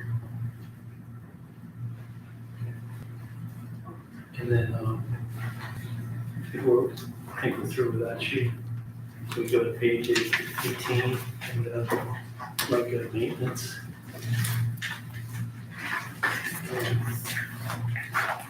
We have actually maintenance in the center of the page there.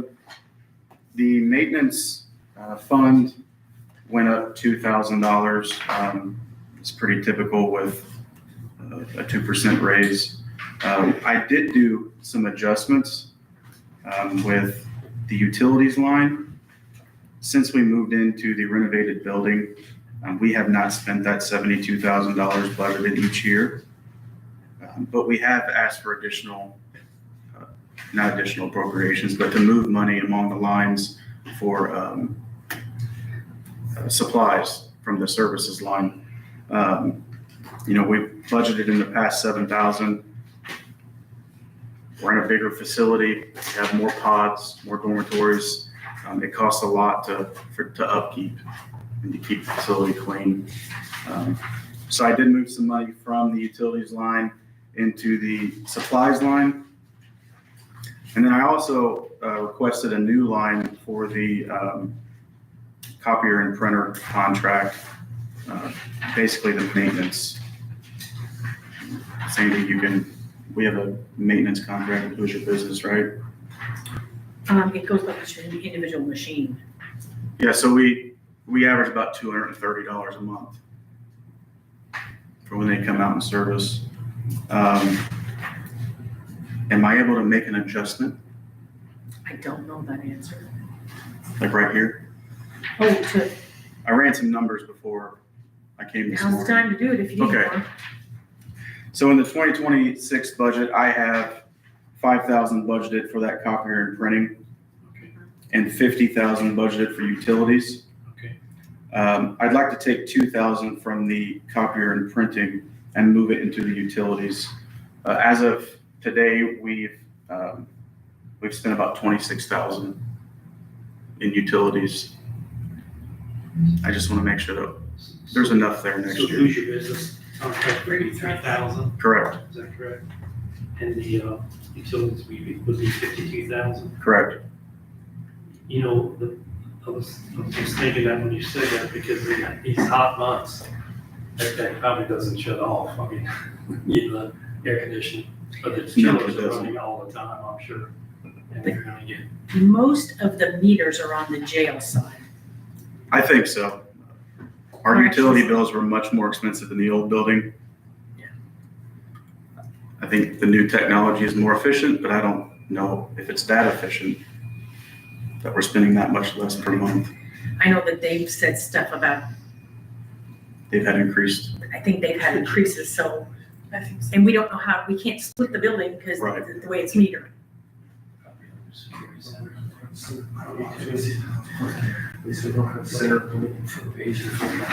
Yeah, that would be worse, is what I'm hearing. should really put that same utilities in there.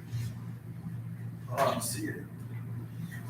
I was looking for the jail's utilities to see how much they budgeted. That would be under, What was that? Because like yours, I mean, they're not under like you, they're way up. Right. Trying to figure out what. yeah, last year we spent, I think, right under 47,000. Sheet 16. it's on page 16. 264,000. See that, those chillers are, they are in that building. Right. So you're probably charged for lights and the unit. Water, And the units working, you know, like electric for the units, the air handlers. Is probably what your bill is. So like I say, if that's running in these hot past month, I mean, it's probably never always shuts off. So. Okay. But the chillers, just push the cool water over there. Yeah. Well, they even done an air makeup, I think. You don't know what. That's a big building. The big buildings. Okay. So so that's page 18, you're okay with that there? Yes. And then 27 of this, the next sheet in, and that's this meeting. That's the fund they share with the sheriff. page. Bottom of the page. 27th, and then I'll give you that. It's fine. Misdemeanor just pays a portion of the administrative assistant salary. I think there's 15,000 budgeted in that fund. 13. So you should have it, but For I that one, I know. don't know where it is.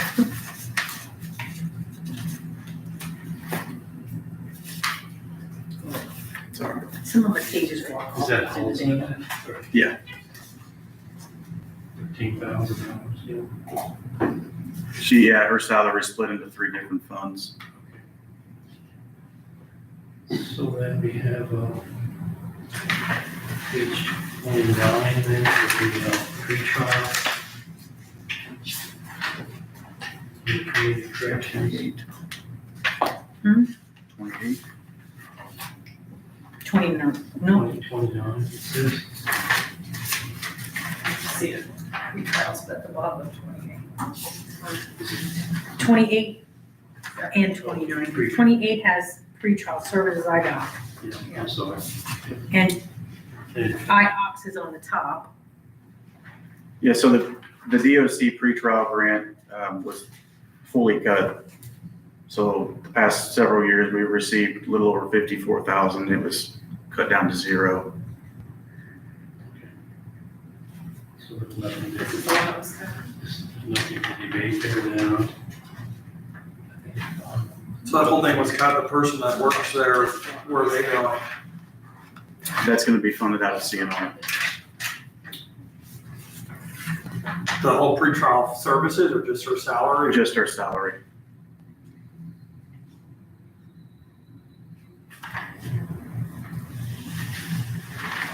So, on 28. Why did you hear from I have not. her? You're still waiting on her? Still waiting. There is a possibility of IOX sending more money to kind of make that up. I believe it was right around 47,000.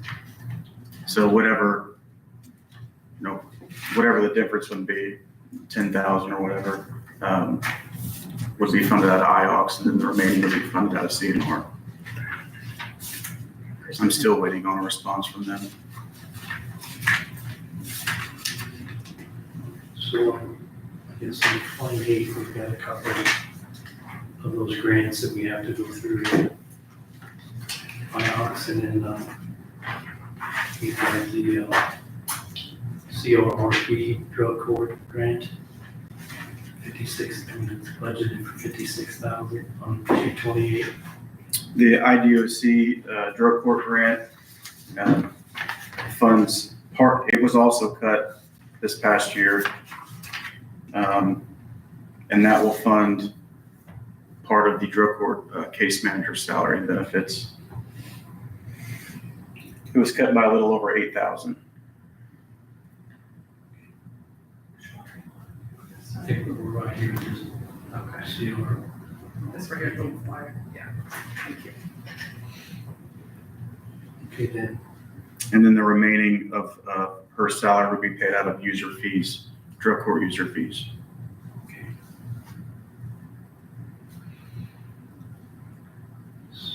So then, did we cover the IDOT? That's at the bottom of the page. That's the one that was cut. That's zero, yeah. The IOX pretrial services grant at the top, the 177,000, that was also cut by 12,000. That pays for a part-time pretrial services officer and 2 full-time pretrial services officers. In the past, whatever the IDOC pretrial services grant did not pay for in salary and benefits, the IOX grant picked up. We've received a decrease 2 years in a row out of the IOX grant. So that can no longer cover that coordinator's salary and benefits. Then there's just some miscellaneous line items that require some funding, like drug testing and training. So then do we want to move to page 37 then? We cover those grants. Page 37 is the, again, the drug court. User fee.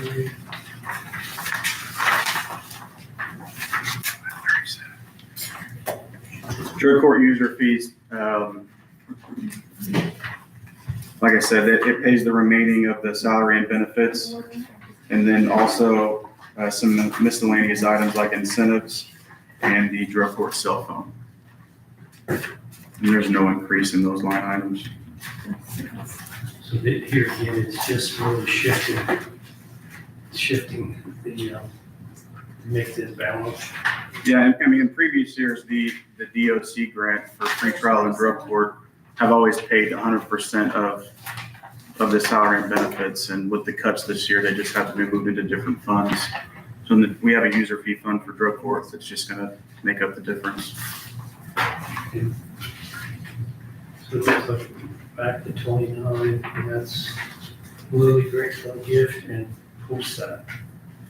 The COSAP grant ends at the end of September of 2025, so there won't be any money, anything funded out of that. That's zero, okay. And the Lily gift, The Lilly grant, those are rollover funds from years 1 through 5. I have that budgeted for this year. I believe it's program materials, training, and contract services.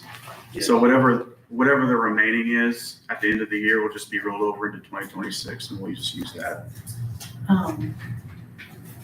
The JMH grant, you got Brandy.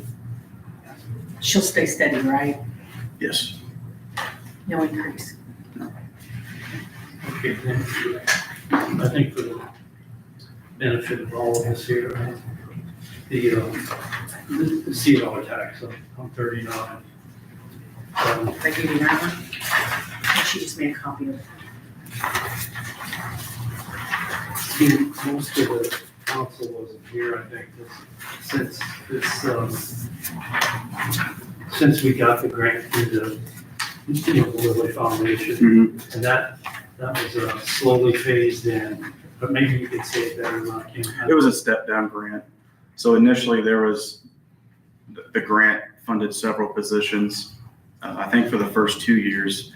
And then years 3 through 5, less money was received with the, I guess, agreement with the council that it would be funded out of CNR once the construction project ended.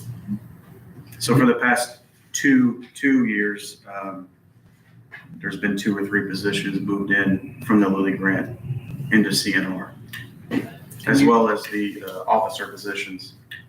And you broke this down in this email to us. Yeah.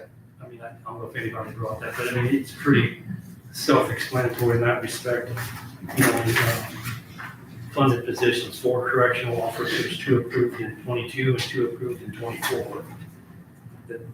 Those are already being paid. Correct. 1 case manager previously funded by the Lilly grant. So does that affect you this year? No. I mean, next year it'll be funded through CNR now. Yes. And then 1 program facilitator previously funded by the Lilly grant. And that's already in CNR. Pretrial services coordinator, new. Yeah, the pretrial services coordinator and the program facilitator, those are new requests. Okay. The pretrial services coordinator, that would be fully funding. Now, if I get the 47,000 from IOX, I think it's probably, I don't know, a quarter of that will be budgeted out of CNR. The program facilitator is just partial funding. That position's always been paid out of the grant and out of project income. With the grant cuts this year, I had to basically get to a certain amount that was allowed and then move the rest into CNR. So what, again, a clarification, what the position was funded by grant and then she's gonna leave, or who? That's the, That's the COSAP SAP grant. So so you're losing 1 employee. Yes. And you're, that grant is ending. And then the end of next month, yeah. she's leaving, or, that position's gone. At the end of the year. And then you're asking for $20,000 to have a contract person come in. Yeah, she's expressed interest whenever she finds employment elsewhere that she would like to stay on doing contract facilitation. So that, we don't lose any programming or classes. Does that make sense there? Okay. Just so we understand it. I don't think I have. But do you have anything else to highlight here in the CNR? I'm seeing, and you've got the case managers and the correctional officers like we talked, or you outlined in your email. Yep. Health insurance, $127,000. Is that the total amount for all the? That's what the other programs couldn't fund, so he moved them over. So this isn't, so I guess what I'm thinking of it ahead of time here, or next year, or the year after that, will we lose more? I mean, this could decrease, this health insurance premium. Yeah, there is also talk, I learned of this last week at a conference up in Indianapolis, that there could be more cuts next year. Just don't know. Is the JRAC committee, are we looking at alternates on this, or, I mean, is this gonna, if we don't have the money to fund this, how are we gonna continue this? I mean, I am looking at different ways to increase project income, filing small claims, utilizing Trex. Been somewhat successful doing that, but as you all know, it takes a lot of money to fund just one staff person.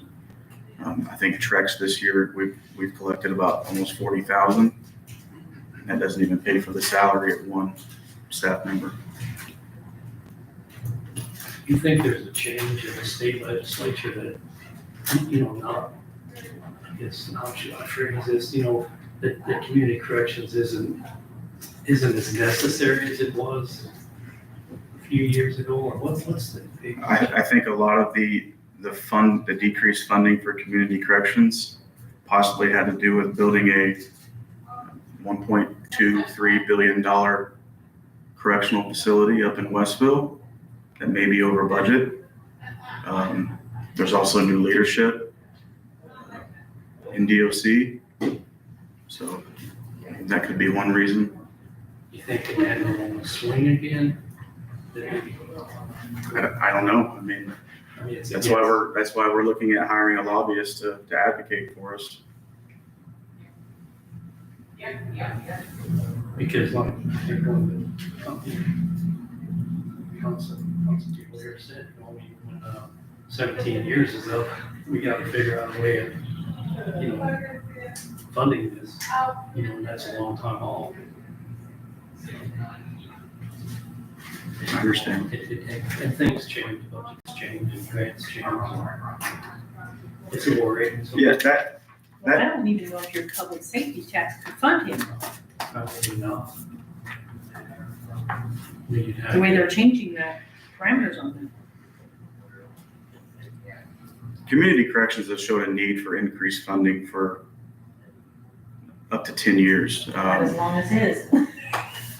Yeah, I mean, in 2017, whenever they included the JRAC partners, the different, like pretrial diversion, jail treatment, different problem-solving courts, pretrial, they increased the funding, but they didn't increase the community corrections funding. It hasn't been increased in almost 10 years. Whenever I fill out my grant application, I ask for the full amount for health insurance and for other items. I think my grant request was the past 2 or 3 years was 1.3 million. And I'm not the only department that does that across the state. We have a need, we need someone to advocate for us. Do you think we have one of the better community correction programs in the state? I believe so. I mean, you travel to some of these other counties, I mean, you got like a little hole in the wall, kind of thing, that they have the community corrections in. We have a very nice facility and a really good team out there. I'm very proud of our team and what we do. And the community should be too. And we're, I'm thankful, we got someone like you to run this. This is a complicated budget. I mean, I can spend another hour here, would we know a lot more, but probably not, but, you broke it down and you gave us guidelines, figure out how you're having to switch things around and make it work. And I think I hope that's the council's goal, to keep this going. I appreciate it. A lot of funding streams. Yeah. And your spreadsheet helped me a lot, so thank you for that email. So, does anyone have anything else for? Otherwise, thanks. I don't have any changes. We will make that one change, or look, we could give it anything, just line item changes. Just make that change and then we'll. Thanks for. Okay, thank you. For everything you do.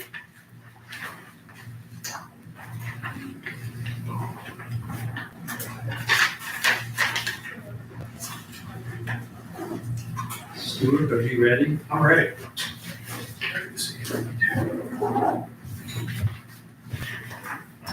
We got you condensed down to 2 pages. Perfect. I'm Stuart Wilson from Du Bois County 911. I'm the director.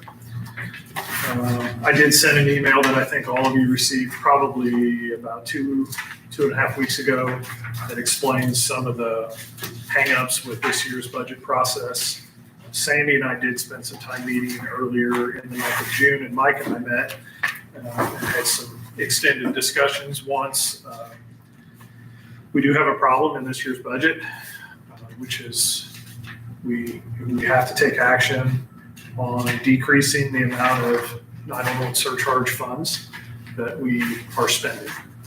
We all, some of the council members have been involved in that discussion through the years. I've been involved in it, my predecessors. We've spent more than we've taken in for multiple years, going back. 2012. Yeah, this fund started in 2012. It has remained static. We don't get $1 extra than what we got in 2012. So when we pay wages out of that, and those wages increase over time. We expanded staff over time. We're paying more people and we're paying them more money. Eventually, it came to a head, and that started last year. But fortunately, we were through some work of our staff and myself, we were able to save about $82,000 last year, which I'm incredibly proud of. But that only stopped it for 1 year, and it kicked it one more year down the road. So here we are with about $100,000 shortfall in where we need to be to make this, to keep this fund sustainable. The state has absorbed a lot of additional costs, which led to some cost savings.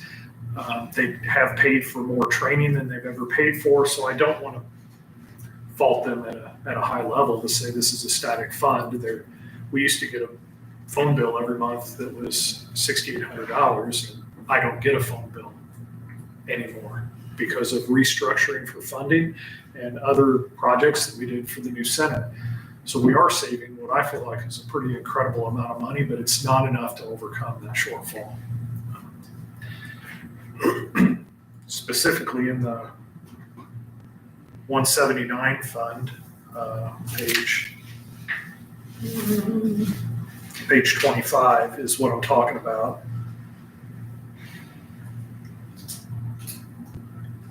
And the line item in the middle, health insurance, one who previously paid $101,000, which is a partial payment of health insurance benefits for the staff.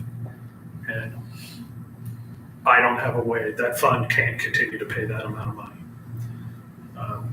There's really not a lot of things that come out of that fund other than wages and benefits.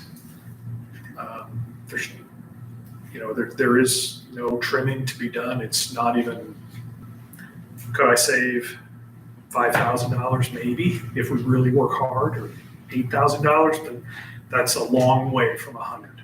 And no amount of saving or cost cutting is possible to get that accomplished. So what I'm looking for is the council to try to fund that amount, or place that amount either in my page 16, which is the general fund dollars, or an alternate funding source to fund that line item. I kind of just have to defer to the council as the experts in managing the county money to find that funding source and do what's best for the county. That's really outside of what I would know. I'll gladly answer. I took care of you, Chad. Sorry. No, you're okay. I'll gladly answer as many questions and go into as much explanation as you would like for any of you. I'm not happy to sit in front of you and have this conversation and say we don't have enough money to fund what we're trying to accomplish at 911. On the other hand, Sandy and I both have seen the writing on the walls for many years, and we knew this day was coming.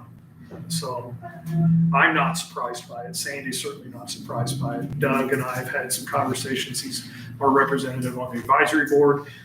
He and I talked about it for probably the duration of the time that I've been the director.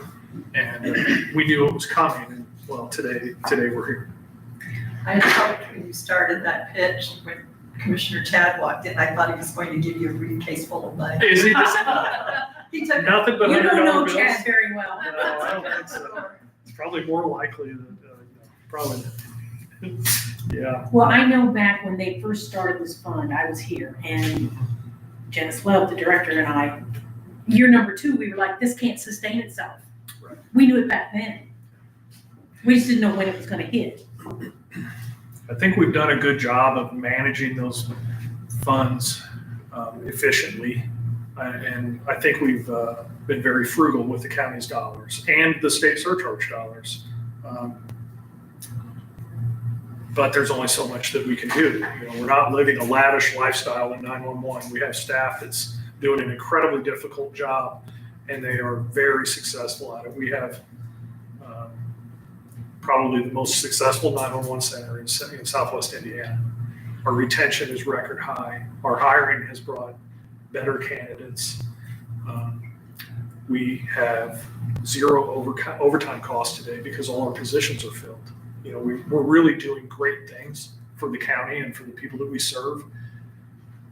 Unfortunately, there is a cost. We have those positions filled, so we do have to pay the wages. And that's the biggest reason for between last year and the year before, we had unfilled positions because of turnover. The assistant director and I were working shifts and time adjusting it, so we didn't have to pay overtime. And we saved tens of thousands of dollars a year by doing that. While I'm thankful that our positions are all filled, the end result is we are spending more money because all of those positions are filled. I don't want to go back to working midnight shifts and working 12s and doing that. That was not a good time for anybody. But being fully staffed brought on this, you know, the financial need and the financial burden of that. And I understand that this will be reoccurring every year then, right? Correct. And probably will. Yeah, I do not. I have reached out to people with the state 911 board. We have a close relationship with them, and we've talked about, is this going to change? Because legislatively, there is things built into the legislation to allow for increases. And the last time it was discussed was in sessions that were going to be for budget year 2021 with the state. And they declined to pursue any increases because they felt like it was a tax increase on the citizens. And with the COVID environment, I don't think they were looking to increase any. And it's a user fee, but it's a phone. So it's so necessary in life. I get how they view it as a tax. And I don't think it's going to increase. And currently, there is no lobbying going on to increase it. So I don't think the change is coming. Thankfully, the state absorbs some additional costs, so the end result is still good. I don't care if you pay me more money or you take more of the expenses, the end result is the same. It's a win for local dollars, but there's no change coming on that, those dollar amounts that come from the state. So how do other counties handle their 911? Are they facing the same things that we are here? They are. I did a survey early in the year talking about, it was radio equipment specific, but it also asked some funding questions. And I got information back from 22 counties and how they run their 911 center and how they fund their 911 center. And it's a mixed bag. Some of them are funded only with those dollars, and they are minimally staffed, questionably equipped. Others are like we do here, and it's a mix between some level of general fund dollars and state surcharge dollars.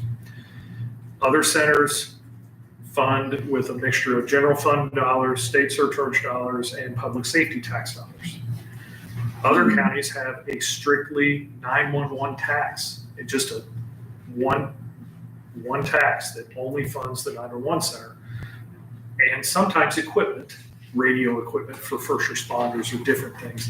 That the place, it's just all over the map. I think we're about dead center of in the mix of the information that I got. I think we're running a really good center that's really well equipped, particularly at the new building. You know, we have I'll echo Wyatt's feelings. We have an incredible facility with incredible staff, and I'm really proud of what the county has built up there. It's an impressive environment, and it's a really good work environment for our people. And I think it's leading to our record-setting retention. When you provide that really good environment, your people are happier when they're there doing their job. And I'm just really happy and really proud of all the work that's gone into the building, the project, our staff, and everything through the years. Unfortunately, there's an expense to all of that too. You know, that building was incredibly expensive. We spent $1.5 million in building that 911 center. And I don't take that lightly, you know, I'm a taxpayer as well. I don't take spending taxpayer dollars lightly at all. Those are my tax dollars. They're important to me too. So I just, some of you that know me or have known me longer know I take that super serious, and I'm a frugal guy. And you know, if we can do it ourselves, we're going to do it ourselves. If we can save a buck, we're going to save a buck. But I can't save $101,000. So, would that just come out of the commissioner's budget in the general fund? That'd be part of that extra $500,000 that we put in there. Or you can fund it with another fund. We could put more in the CR tax, because he definitely would be something with CR, wouldn't he? Or maybe not, I don't know.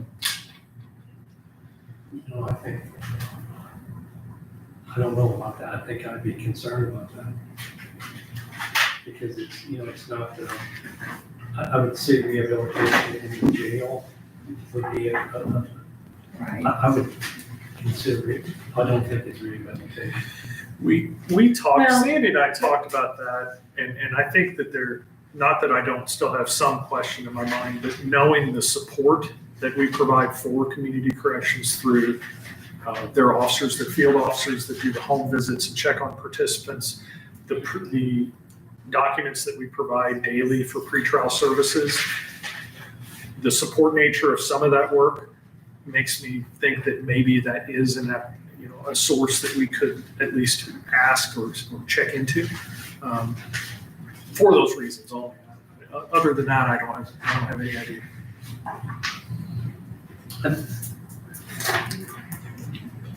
My thought would be the general fund, personally. I just think I just think Or we it's, could shift it's some of the expenses for insurance that we do for the jail. I mean, if it would be for the building, then I would say yes. Sure. But if it's for employees, I don't know. I don't think I agree with that. Anyways. I mean, we can increase what you got in there. You got $3.5 million in there now. You can make it 4, or you can make it 3.6 or 3.8. I mean, we did increase it to 3.5, but Your comment seems like that may not be enough. You know, when you hear the commissioners, that's probably not going to be hard. I think 4 is going to get. well, I told you at the last council meeting, I'm probably gonna come for more money, because, I mean, I'm dwindling. And our claims aren't going away. And we had 3 million budgeted Right. last year. Well, plus all their outsourced, like he had 101 in there. Other, you know, I have a whole page of other funds, community corrections, whatever.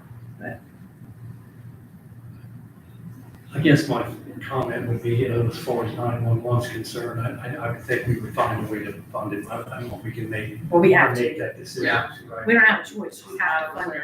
We don't have a choice, we have to. Well, I mean, I'm sure. Unless you're gonna cut out health insurance or cut it way down, you've gotta fund it.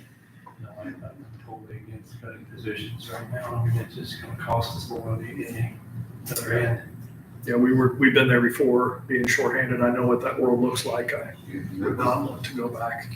The only other thing they, Huge setback. the only other thing they did in the past was maybe move a position from 911 into county general, which you're doing the same thing, you're just. Yeah, this is effectively the same as that move. And that's kind of originally when I was cautioning prior councils, was I think eventually we're gonna have to move an employee from this state surcharge to general, which is like the county effectively hiring somebody without getting the benefit of hiring somebody. But this is the same result. In the end, it's the same. And I believe it makes those state surcharge dollars sustainable indefinitely, which is where we need to be. We do need some availability. If we get too many dollars there are plenty of projects that we could fund with those dollars. We can buy radio equipment with those dollars. We can pay for updates or upgrades to things.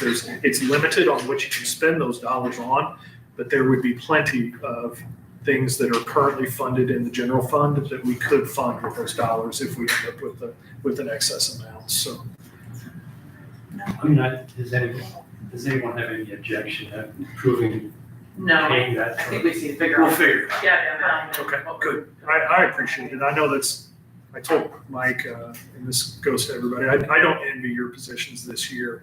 There's a lot of difficult decisions to make, and unfortunately, our department this year contributes to one of those difficult decisions and making you guys work hard. I appreciate it. You've been a very supportive council for me, and I love the strong relationship that we have. That's great. It's great to work with. Thank you. As far as the rest of the items, I didn't have any increases whatsoever. I'm gonna try to hold the line on everything. I'm skeptical that I can on one particular general fund item, page 16, the repairs and maintenance and service agreement item under 0304, pretty far down the list. It's 132, and I'm gonna do my best to hold that line. I am not sure that we're gonna make it this year with our budgeted amount. We had, much like the sheriff, we're going into unknown on what our real expenses were. We're trying to plan 18 months in advance for a building that you weren't even in. So far, so good, but I'm really holding my breath. I think I've probably run it a little too tight with that request, but I'm gonna do my best. And if I need to come back and see you later in the year because I'm running out of money, I'll just have to come back and see you later in the So year. like for the repairs and maintenance, is that your towers or is The that? tower sites, lease agreements for the towers themselves, maintenance agreements for the products, any repairs, generator repairs. But things like that happen, I mean, even with the budget, we still have no. Sure, there's a lot of unforeseen. This year we had to buy about 24 deep cycle batteries that are battery backups for our tower sites. And deep cycle marine batteries are incredibly expensive. They've tripled in price from 4 years ago. So what used to be $500 is now $1,500. And that's just one typical expense that we see. We'll try to be, I assure you that I will be as frugal as I possibly can be, without a guarantee that, and that's okay. If it doesn't work out and I'm running out of money in October, I'll come see you and make a request for whatever the situation is that arises. I don't want to have to come here every month and ask, but I think the writing on the wall tells me that line item is going to run short next year. And I'll work with everybody and we'll problem solve as it comes.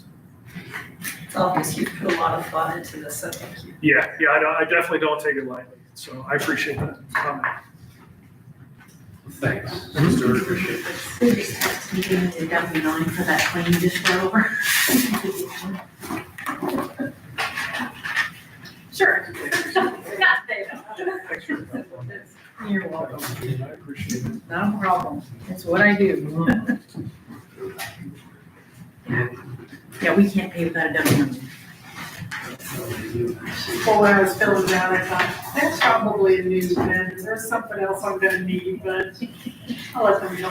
Yeah, so it said, catch her while she's there.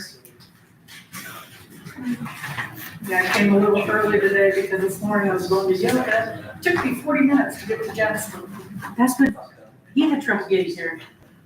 What is going on? Alex, she's corroborating your story. It took her a It took long me time 40 to get minutes over to there. get to Jasper this morning. Oh, okay. Yeah, Almost to 4th Street. well, I left Huntingburg, I have chair yoga on Wednesday mornings, and I'm like, okay, I always get there early. And this morning I was 15 minutes late. And it's like, once you commit to coming to Jasper and past King's Drive, you have no recourse, you gotta just keep going. I was gonna do Old Henry if I would have known, but it was an hour from St. Henry to here. Yeah, yeah. They probably thought I was something or something. And it was like, I couldn't figure out why, and then at the intersection where Broching was, they had construction. Yeah, I didn't know either. I was like in Woods Farms for a half hour. I was like, oh man, I don't see any signs. I don't know. Yeah.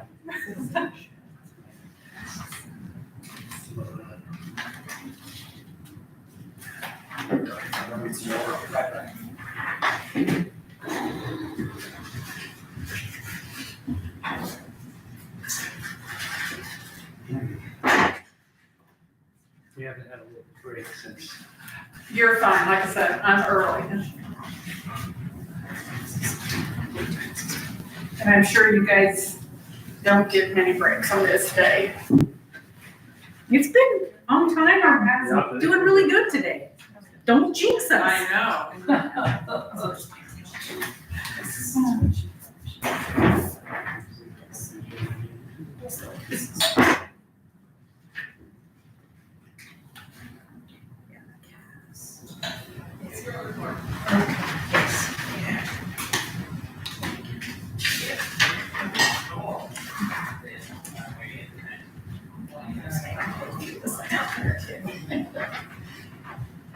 Sam, I have a quick question. Yes. Reviewing, is this what you publish?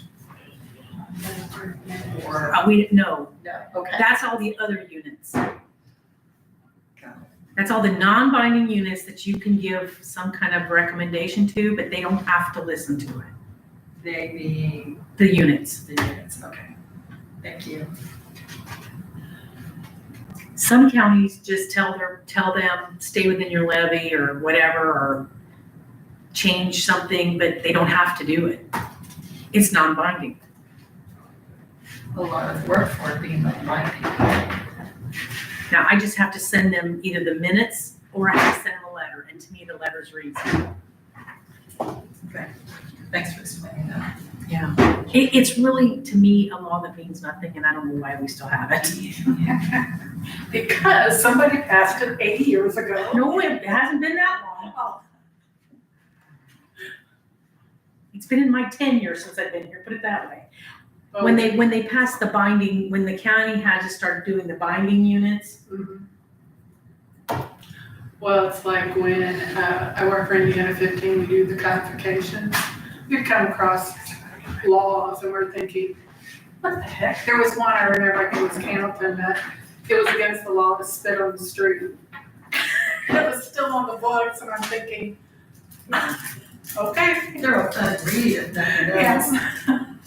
Yeah, so I really don't know. I mean, you could say, I don't even know what you would say because they don't have to follow it. Yeah. And sometimes it's like, And really, those reports aren't even complete because I can't get what their levies and what they're losing on the caps. Because, I mean, they don't have to provide that to me anymore.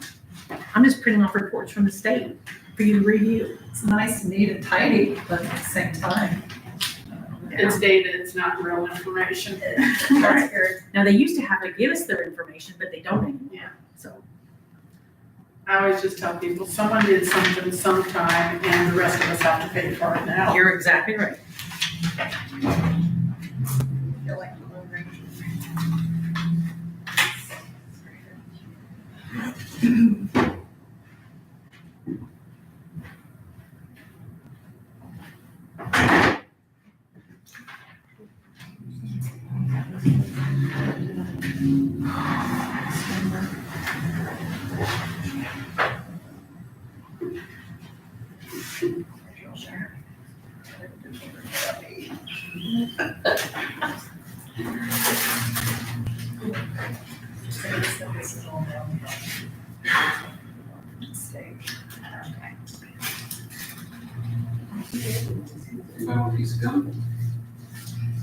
I will, yes, please.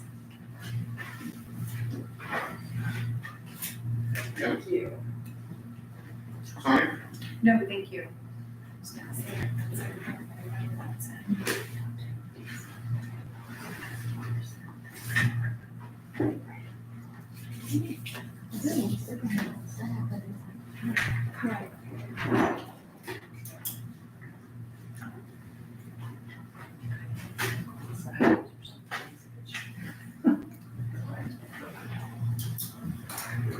Progress here on.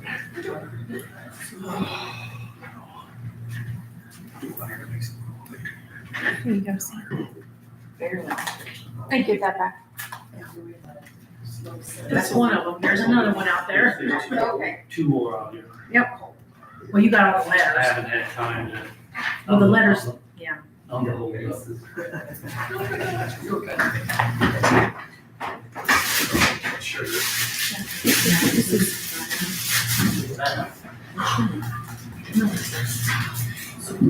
Everybody's ready. Christine, are you ready? Sure. Thanks for being patient with us. No problem.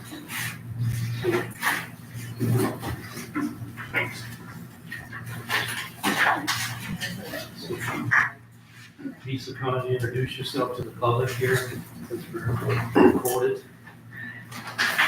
Good afternoon. My name is Christine Pryor.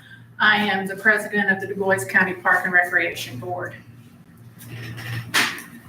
Okay, on the sheets, that they gave you there, we'll start with sheet 35. We take your budget and put it in the sheets. Okay, One's the park and then the other page is the non-reverting. About okay. halfway down there, we just, Basically, we were instructed that there is a salary increase of 2%. So that's what we applied to both of our full-time individuals, our superintendent and assistant superintendent. We also have several part-time people.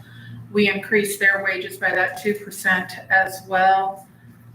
One of the things that we have is we have two categories of part-time.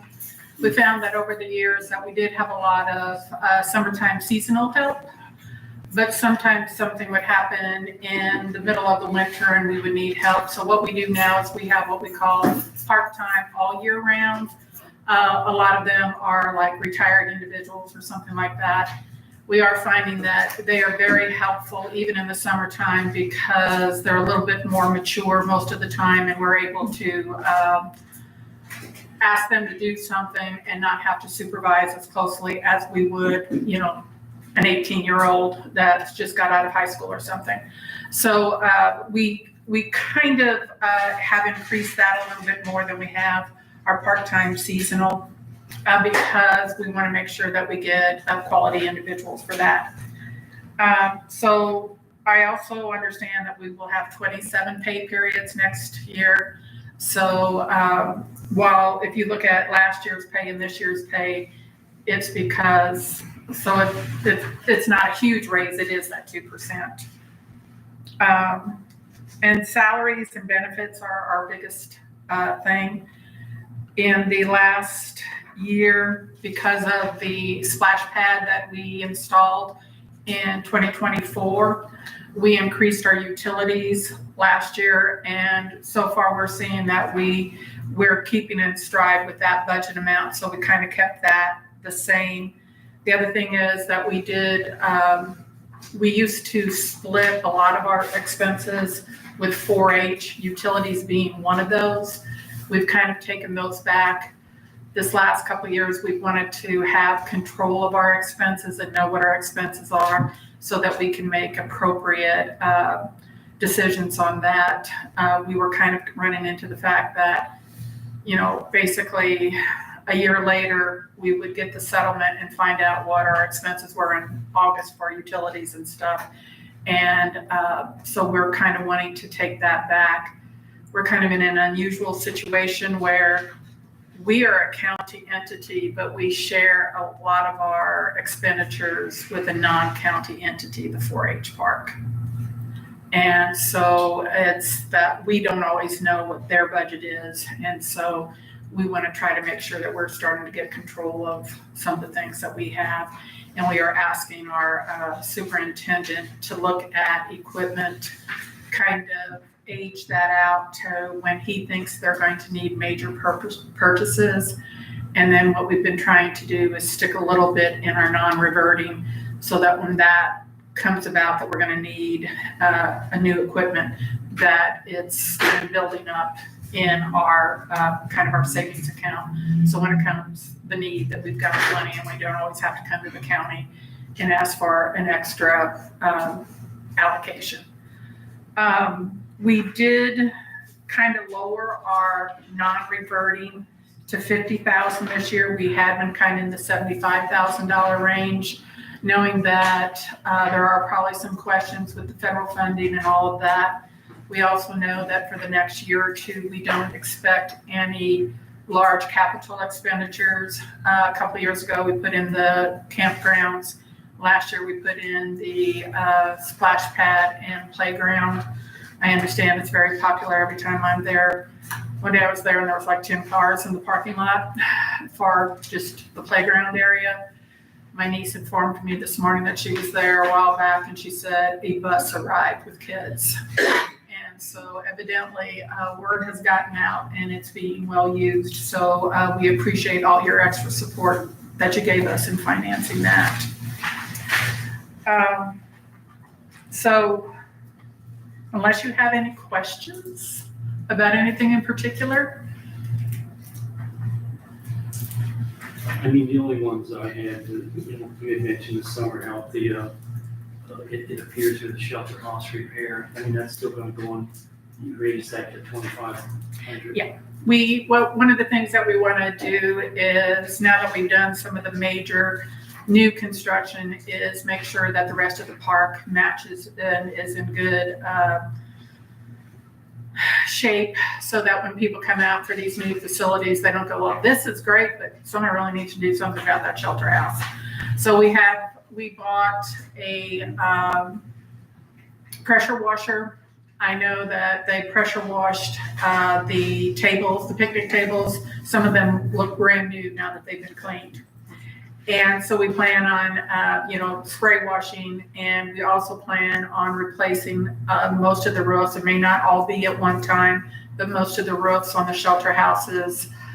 We do have one concern about the bathhouse, that we can see that the wall is cracking, but it's 30, 40 years old. We can't even find the plans from when it was constructed to find out, what materials or what happened there. So we are trying to make sure that we keep an eye on that and see if it's just, settling after 40 years, or if, something has happened and we figure that it's probably just the settlement after 40 years. So the $2,000 that we had allotted for this year, is that being used then to start on the shelter house? Yeah, just starting to get some things. Because they do, naturally, we see it, they do need work. The dumpster service, is that something new? Yes, we used to kind of rely on 4-H, wherein we would take our trash. Again, like I say, we're trying to get our own expenses that we see. And as we have more and more people coming out to camp, we have more and more trash. And so what we did is we put in a trash dumpster fairly close to the camping grounds so that people could dump their trash before they leave. We also feel that if it's there and it's convenient, we are less likely to have some people just kind of, toss it in the back of the ditch somewhere where they don't think it's going to be seen. So we decided that with the extra camping and stuff, we wanted to have our own dumpster on the park side. I got two pieces of feedback from the summer, and one was there was less of the smaller trash cans, so I'm assuming since we got the dumpster, you guys eliminated those. Yeah. That's just kind of what I told them. And then camping, a couple guys called me and they said, hey, it's been a month, are you guys gonna cash my check from camping? I said, I don't know. I said they'll do it at one interval, but they were concerned that the check was lost because it was over a month after they wrote the check for camping. Yeah, I talked to Carson about it, and he had said that he had some problems with something. And then I'm not sure what it is, but he, right after fair, I had talked to him and I said, I've had word that some checks haven't been cashed. And he said, yeah, I'm getting to those. I'll make sure we get to those. But, it's like getting ready for the fair. We on the park side kind of tell Carson, we understand the fair is in July. You go and do that, but then July ends up being our busiest camping month. And so I think it's just the stress of, he's still fairly new to this. He's still figuring that out. And so if there's any more, just let us know. But yeah, Yeah, I just told him that he was gonna accumulate into once, which I could tell because I can't. There was an issue with Old National and he had to change accounts or something too. So that was in that mix as well. Yeah. It wasn't a big deal, it was only 2 things, but I did notice there's less of the small silver cans. Hopefully there's no Yeah. straight beer bottles or whatever. because of We eliminated some of the cans because they were to the point where they needed to be replaced. And we wanted to see if the dumpster would, kind of take care of that. If we see that, people are complaining, because the other thing we noticed that in some parks, they don't even have trash dumpsters like that you have to take it with you, basically. So, we were hoping that if we eliminate some of those, we also heard that some of the fire pits, not all of them had fire pits. Well, that was a surprise to us. So we're trying to figure out if somebody stole some of the fire pits that we just didn't notice. So any feedback you have like that, please let us know, because the park's a big area. And even when you walk it every day, you expect to see the fire pit there, and you see it in 30 and there might be 5 of them missing. Well, you didn't see that they were missing in those 5 spots because they don't take them from all the same area. So if there's things that you see, let us know. The other thing that we want campers to be aware of is that the previous superintendent, he frequently walked at night and collected the fees. That was his choice to do that. That's not exactly the rule. And we feel like our current superintendent has a young family, and this could quickly become a 24/7 job. If, you walk at 6 o'clock and try to collect, and half the campers aren't there. So then you have to go again at 8 and then again at 10 because you still missed. So we want people to understand that there is a drop box for those payments, and hopefully they will, obey the honor system and say, well, if you didn't come by tonight, I'll just drop it in the drop box. Can we not utilize an online system to handle this for the park? We've talked about it. It's one of those things that, probably we could, but then it would. I thought I turned that down, sorry. I think that alleviates a lot of stress from collecting checks cashing. We've talked about it, but it requires then somebody who can manage that system, who audits it and controls it, and that would then probably be additional work because we don't have that system set up now. I don't know if you have any other system that, is electronic pay. So that would be something totally new to the county. And then, it's not just simple that we can set up as a separate entity because it is county money. There probably have to be a lot of, I don't know. I don't even know what kind of system's out there. Well, the state uses it for the state sites and they're phenomenal. And I just can't imagine that it's that much. It's a great layout. It guarantees your spot. You guaranteed the money. You can check, pretty simple, but I think it'd be 10 times easier than walking around collecting deposits and losing checks. I think it'd be something worth looking into. I think that once it would get started, I think it's the initial setup and making sure that the way it is set up is in line with what the state will allow, State Board of Accounts and stuff like that. Because sometimes I have found that while it sounds simple, government counting is not always that simple. And I don't know, if there's some kind of program out there we can look at, Yeah. it's just a matter of. Yeah. So you're saying maybe reserve spots. You can reserve your spot on Yeah. there. It will collect your payment. It's all automatic. Family does a And lot it of shows that. 7 to the 10 size nothing. of the spots, Yeah. so you don't We talked about that for quite a few years. Yeah, we've brought it up several times. It's just that, at one point in time, tourism was asking us to take reservations. And we decided that for us to be able to do that, you'd have to have somebody assigned to do that.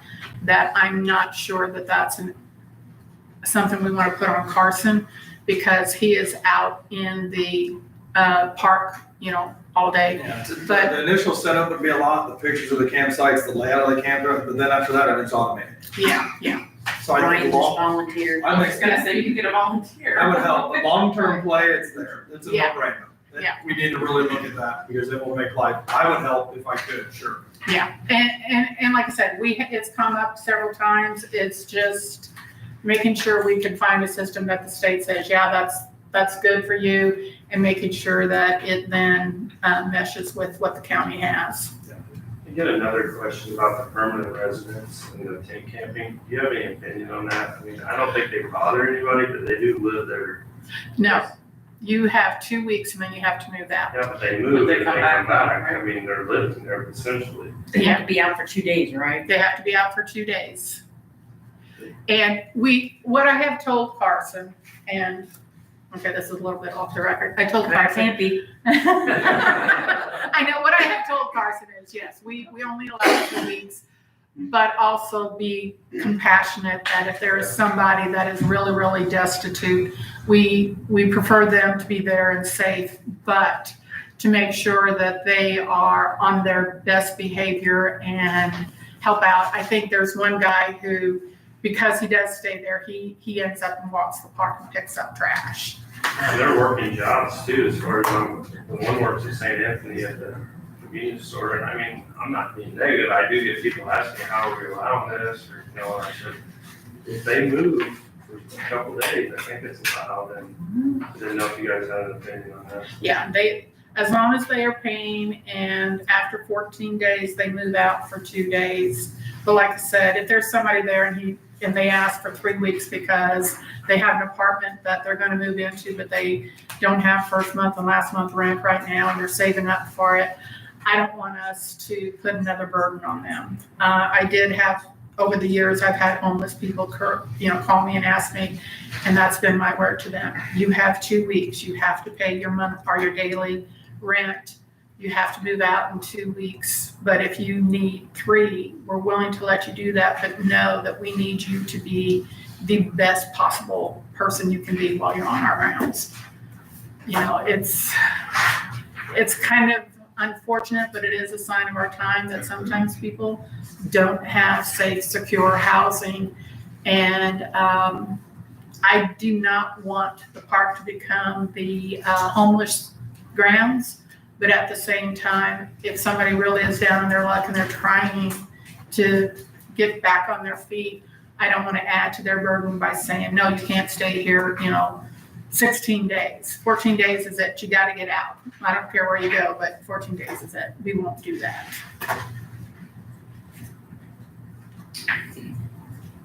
So maybe, Ryan, if you're interested in it, you could do a little research. Yeah, I'll look at it a little bit. Okay, yeah.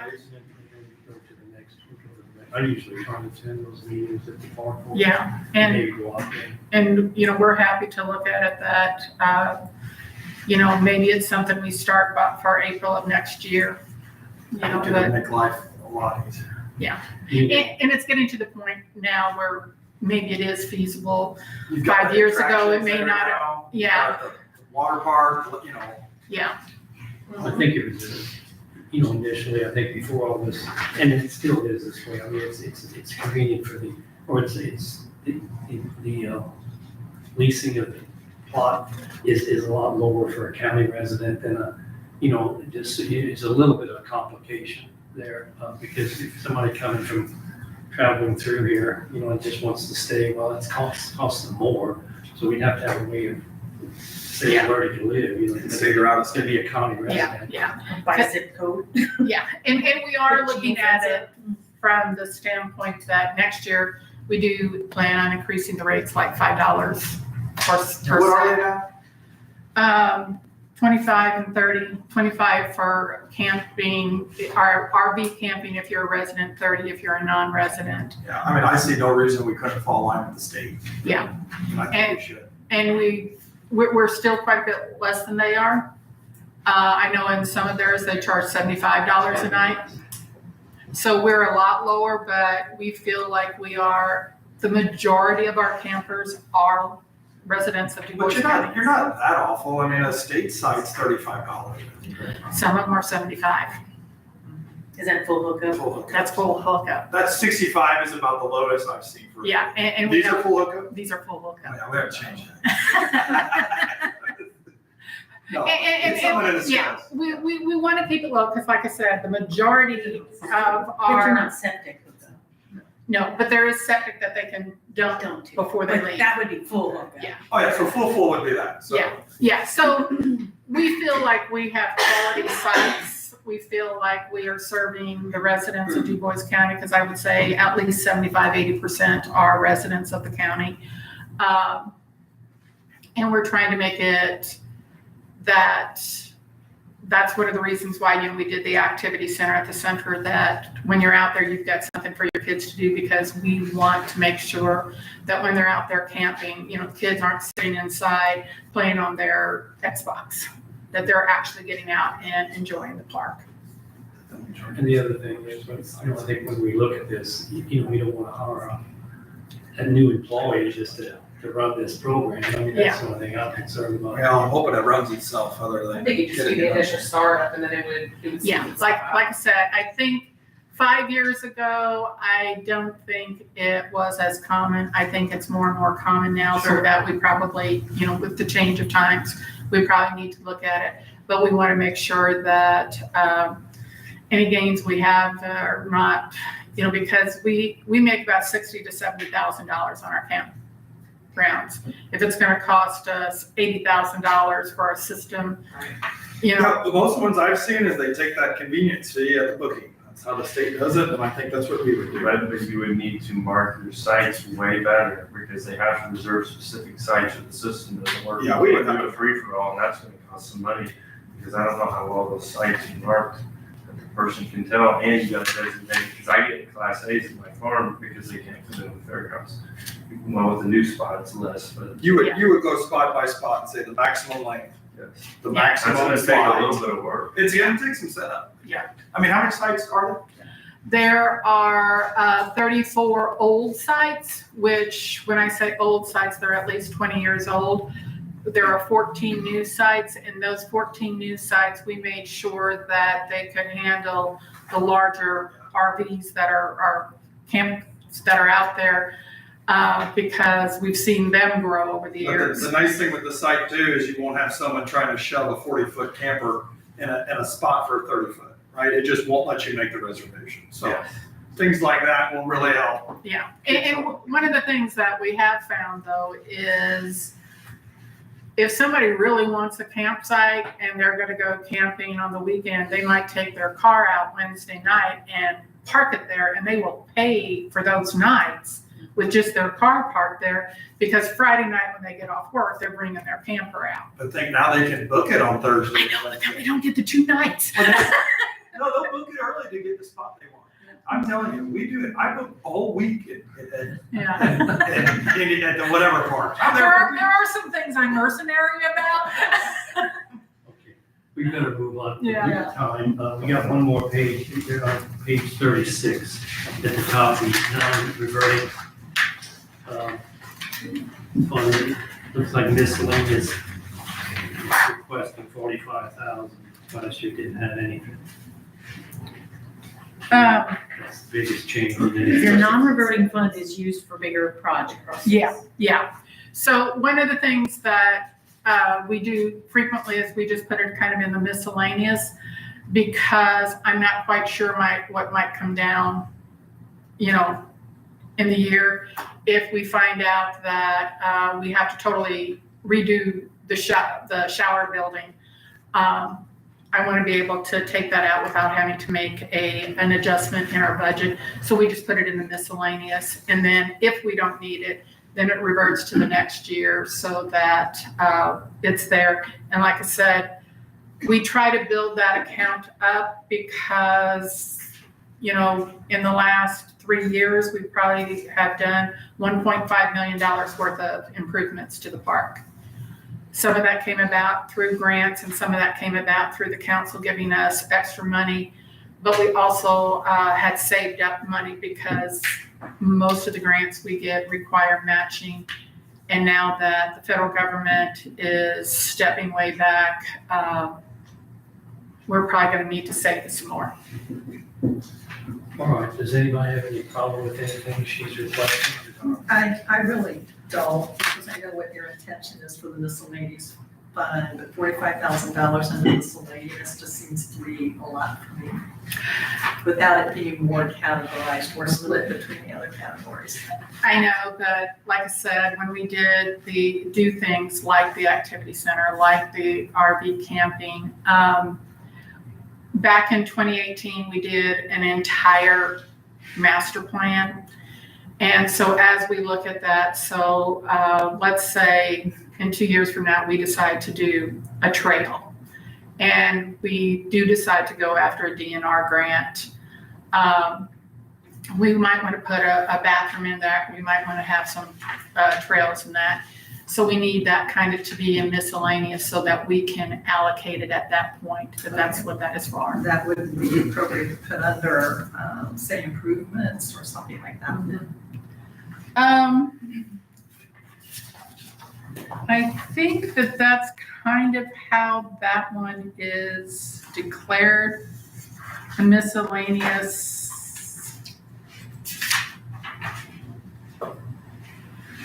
I mean, we could probably put it under improvements, but like I said, putting it under the miscellaneous allows us a little more time or a little more leeway to allocate it to what we're doing without having to do any line changing.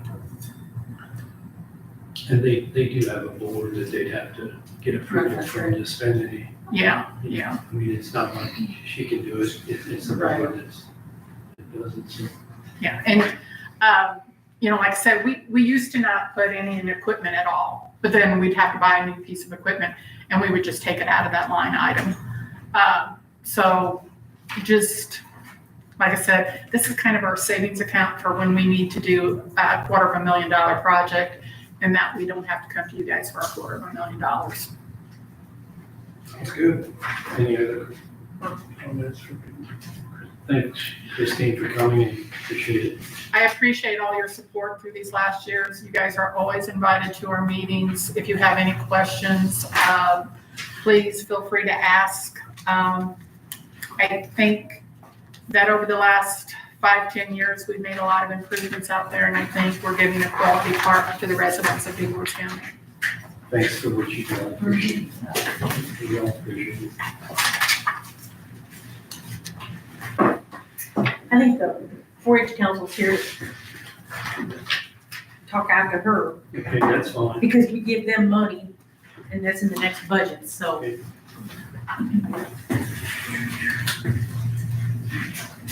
Won't take up much of your time. Further down. You always have photos for Worth 1,000 words, correct? As a color. And you guys don't want me to stand here and say 1,000 words, because you've been here all day, so. Teresa, you guys. Choose to. I saw that one online. Yeah. Yeah, they're on page 35 under the lit tax, you guys give them 145. You're on. Oh, there we go. I was gonna I say, get it. you're not on the right sheet. Yeah, I got it. I see it. Up on the very top, it says 4-H appropriations, 145. So. All right, Scott Schnell, representing the 4-H Council, Teresa Tanner. 4-H Council as well. Well, we appreciate you guys taking time. I know you've been here all day. I get it. So the photos that I passed out, they're just kind of some candid photos of fair. I would like to go on record to say there's no way it can rain every day next year during fair. There's no way. You just jinxed yourself. Oh, I know, but gosh. So anyhow, the top one up there, as a 4-H council, we do provide, there's some water slides and stuff for the kids, some inflatables for the 4-H kids. Those are separate from the public ones. You can see the kids are doing tug of war in the mud. Everything was pretty well in the mud. There is a shaving cream fight that goes on. The other picture there, the little fella, you can just see his smile on his face over that red gate. That was in our dirt horse arena. One of the horse and pony gals called me and said, they're having mud fights in that arena. And I said, they've had a rough week, let them go. The only rule is they got to shower, they got to hose off before they hit the shower rooms. Then we had some other innovative things to come up with a money hunt, the second page, the blue tarp with the straw. There was some money in there. Kids got to dig through that and find some money. There's 2 more pictures of the kiddos throwing mud at each other, and they were wearing trash bags, and they had a ball. And then the other picture,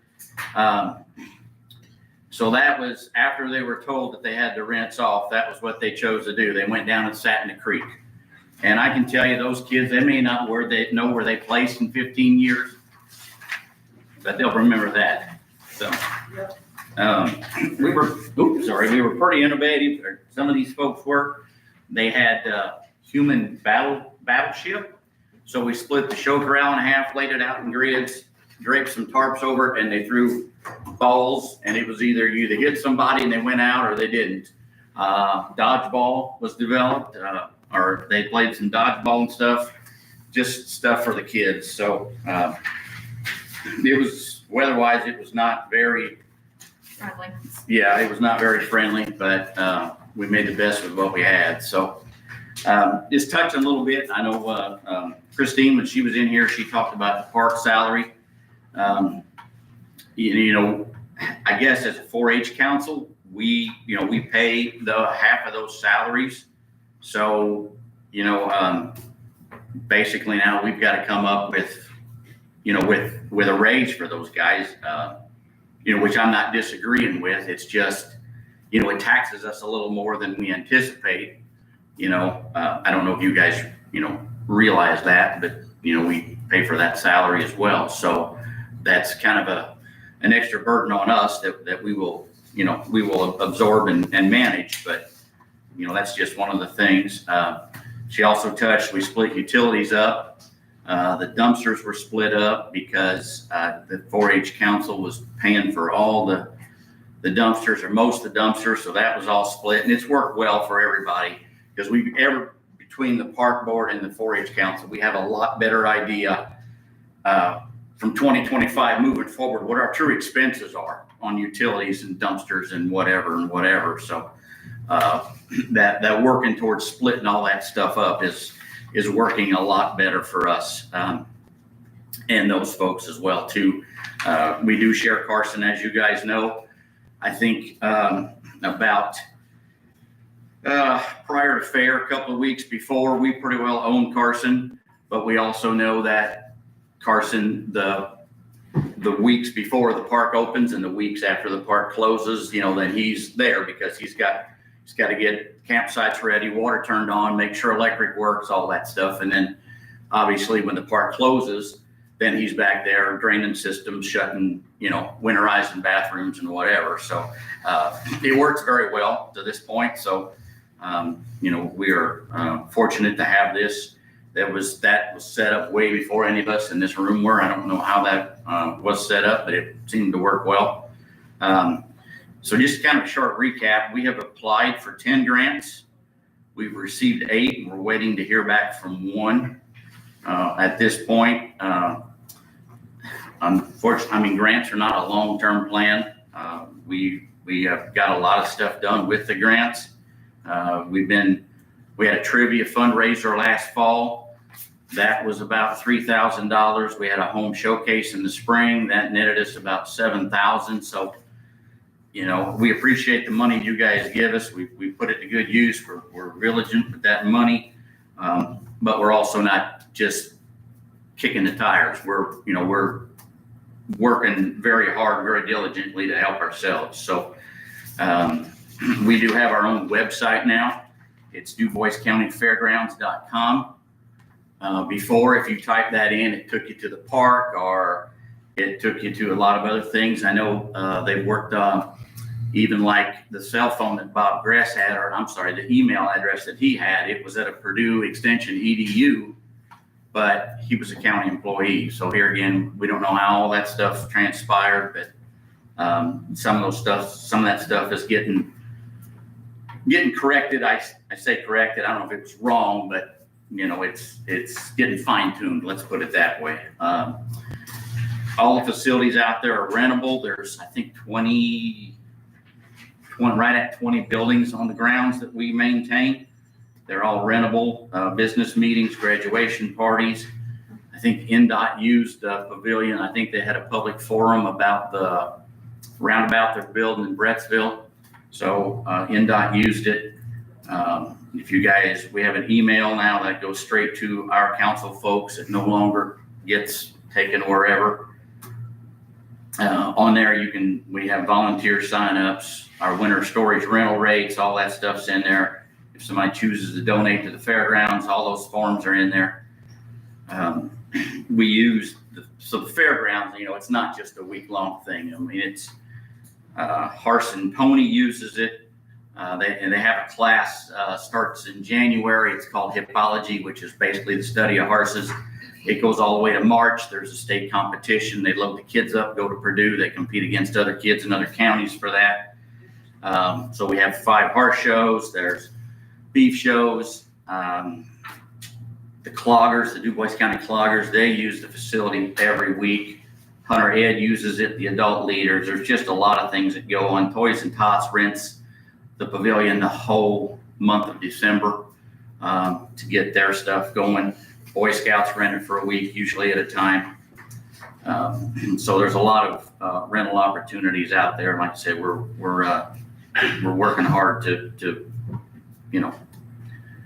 help ourselves. Let's put it that way. So I think so. Like a recap for the fair, we had 13,000 and approximately 13,100 folks at the fairgrounds, which I don't know where you guys, where you're in your minds, where your numbers were as far as attendance, but even with the rain, we were down about 11% from 24. We had about 16,000 people last year. So 25 was down a little bit. We had to cancel a lot of the bigger tractor pulls and stuff like that. Our Dairy Day, we had almost 800 people show up for that. There was almost 600 for our goat shows. And when these, like in these horse shows and these goat shows and beef shows, I mean, you go out there and there's plates from Kentucky and Illinois. So it brings a lot of folks around to buy food and fuel and, whatever they need. Craft show, they usually get about 2,000 people in attendance in there. So it's, things are it's kind of a busy place out there. So 4-H enrollment, just some numbers for there was, this year, there was 705 kids in it, 122 adult leaders. As a 4-H council, we do provide $500 scholarships, one to each school. There are some qualifications that the graduating seniors in each school in the county have to meet. There was almost 3,200 entries in the county fair. There is there was 831 of those were animals. So it's we are seeing an uptick in that, which is a good thing. A lot of the livestock barns are getting full. The exhibit buildings had a little over 1,000, right around there. It's like I said, things are heading that way. We're running out of some room in some of the goat, sheep. Those guys those species are really ticking up. So as far as the 125 that you guys had given us for the swine barn, that's done. We appreciate you guys letting us use the remainder. We have spent about $3,200 on riprap on the west side of the swine barn out there. Leaves us about 14,000 and some change left. We are, working on some other stuff. And I told somebody the other week, I said, when we got the 2 big projects done with the drainage and the swine barn and all that stuff, and we got all new gutters and downspouts on all the buildings, at that point, it was about mid-June, and then we're really only got 2 timetables. We're either before fair or after fair. So that's so now that we're after fair, we're going to be working on some other stuff Because you just gotta, 2 or 3 weeks before fair, it's just all about fair at that point, so. So I don't know if anybody's got any questions for us, but hopefully you guys can see, you know, from these photos that, you know, these kids, it's a lot more than a few seconds they spend running a 24-second barrel pattern, or, you know, when they're in the 11 minutes, they're in a show corral with their beef. You know, it's a lot more to these kids than that. So, Yeah, a lot of them consider it their vacation. yeah. It always was mine from working on a farm, so. So I don't know if you guys got any questions for us, but that's kind of the long and short. Like I said, we won't take up a lot of your time. You guys have been here since, what, 8 o'clock this morning, correct? You've been here all day, so yeah. Well, thank you for coming in and. We'll pray for better weather next year. Yeah. Continued success in getting that split up, and, you know, that you can do that equitably. And Yeah, that is, you know, you guys, we had some treasurer issues early on. We've got that settled, and things are working well. And like I said, splitting those things up have greatly helped both us and the park side understand our true operating costs, because before it was all just kind of paid, and then at the end of it was a settlement at the end, and it was just, yeah, I don't know, you know, it's been set up like that, and it's, you know, that portion of it works well, but, you know, like Christine said, I don't think anybody really knew what what we were truly paying for whatever, and this, as we move towards separating this stuff, it's helping a lot. and both of them have grown, you know. Yes. In the 4-H. Yeah. As far as, I mean, when they bought the land and. Oh, yeah. To both, you know, so. Yes. It's a target, kind of like, I guess. Yeah, it is. So. You're correct. So, Scott, I have a quick Yes. question. Is there a dog immunization clinic of sorts or something that will be happening there on the fairgrounds? Are you, that's the different, you I know? mean, she contacted the park. They're gonna have. Oh, okay. okay, I yeah, think they're gonna have it over at the Welcome Center, okay, and just use, because the restrooms are there. yeah. They've done it in the past, but yeah, I didn't, Okay. yeah. Should have asked that question earlier, shouldn't I? You would get sent the ladies. name Right, to me, I hadn't and then I done that. contacted her, and she So- contacted Christine, and Yeah. Christine set I it should up. have asked this. Yeah. Right. One thing I got. Yes, sir. Could you, there's some concessions made or some cleanup protocol, could we get the dogs before they get trained inside of the building somewhere during the winter months, so that they, know there's been some trouble with hair and stuff, but those kids barely got any training this year, because when it's cold, they ain't allowed in the pavilion anymore. And I know there's some problems, but is there any way we could have some kind of building for them? during the cold? Yeah, you know, we've looked at that. You know, we do have some concerns with animal hair and whatnot being in the public space, so to speak, and, you know, being indoors, and if folks have allergies, because Horse and Pony uses that, Cloggers use that, Shooting Sports use that pavilion. But yeah, I mean, we have looked at things, and you know, we're working on a solution. We got them that place toward the north end of the property where that old shelter house used to be. They were up by the road, and you know, like it had to be 180 degrees against that metal building. So now they're out under some trees and stuff. So I think they appreciated that space. But to your point, yeah, we've looked at trying to find, you know, an alternative for them. Yeah. So. I understand. So, otherwise, thank you for coming. Yeah, we won't take up any more of your time. I was hoping we'd see you in there, then I guess. Oh, no.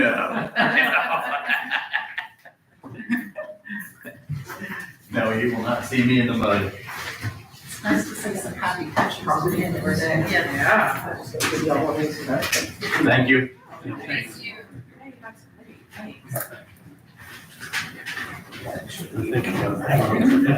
Yeah. Protected. Thank you.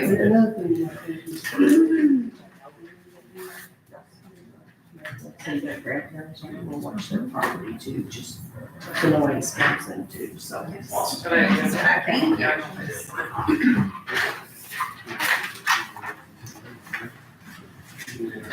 I guess we could, the corner. The coroner could not be here today, so she is scheduled at 4:30 at your next meeting to present her budget. And that's not an issue for you as far as getting the budget. I don't, we can all look at it, it don't have any. not a great deal of change. Now, she had increased wages in there, and that's what she really wanted me to talk to you about. Okay. I told her life happens, we just have to work around it. So then I guess the auditor, she's here. She's here, 500 some more days. She's part-time, right? Yeah, not yet. No, I didn't really, I just put the 2% in like requested. I really didn't change a whole lot else on my budget. Okay. I didn't realize I should probably ask for longevity. My people are great workers and I can't do without them over there, so. You want to elaborate more on that since everyone else did? I don't need to. I think that should say it all. No, thank you for doing that. Thank you for everything you did. In, The preparation of this book was. Brooke did the book. I just helped proof it. We're trying to take your suggestions and, but it is a lot of work. I mean, there's a lot that goes into it. So you, page 25 then? Page 25 is the auditors and eligible deductions. I usually just put money in there in case we need a monitor, a adding machine, a phone, something in our office that we can use that money for. Shouldn't be a problem with that. And then the plat book fee, we pay data pit stop on our website for the statistics, data information statistics. And I mean, that's a pretty cheap for his program, and we use his program for our inventory. And this is all he charges us, so.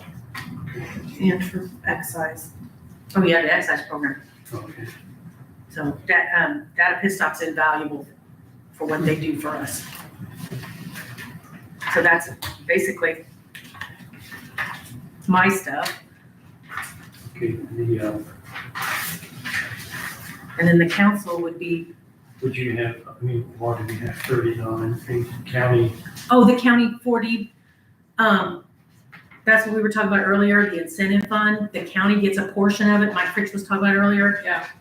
We do a capital, a cost allocation plan that takes your indirect costs for child support, like our time in our office, for payroll, for claims runs, for that. It takes the electric, the heat, the air, the water, the building space, the storage space. Then, so they calculate all that and get us money back from child support on indirect costs. So that $5,000 was under the commissioner's budget, and they told me I can use this fund for it, which is there's very little you can use with this fund. It has to be child support related. So I changed it to this fund. I think I came and got an additional from you earlier this year. So next year we'll change it and take it out of this fund to begin with. I mean, it costs us $5,000, but we get way more in return. Agreed.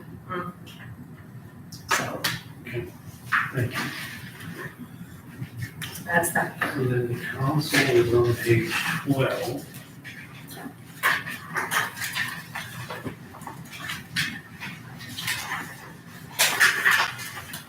So the salaries, again, I think we built in the 2%. I didn't know, I thought we could have a show of hands. Who, you know, there's been some discussion, the commissioners froze their wages. I didn't know if you wanted to discuss that or, you know, My thoughts are to freeze ours as well. I agree. any other comments from anyone? I mean, I think It's so little. okay. I mean, it's so little. And it's, I think it's showing, you know, what we're going through with the Awesomeness area program here, I think, yeah. Lead by I example. mean, right, and Yes. it's, that's what I was thinking, so anyone want to keep the 2% in there? Let's do it that way. seeing now, so I guess we could take that back out. So the consensus would be to lower yours back to Yes, the. Lower it to 2%, lower it to what it was last year. And then we have, the dues, let's see. The attorney went up somewhat, probably is 2%, it looks like.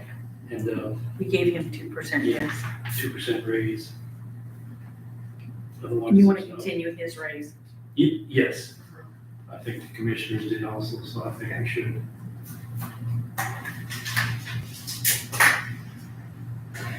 It's, and then, lit would be, page 35.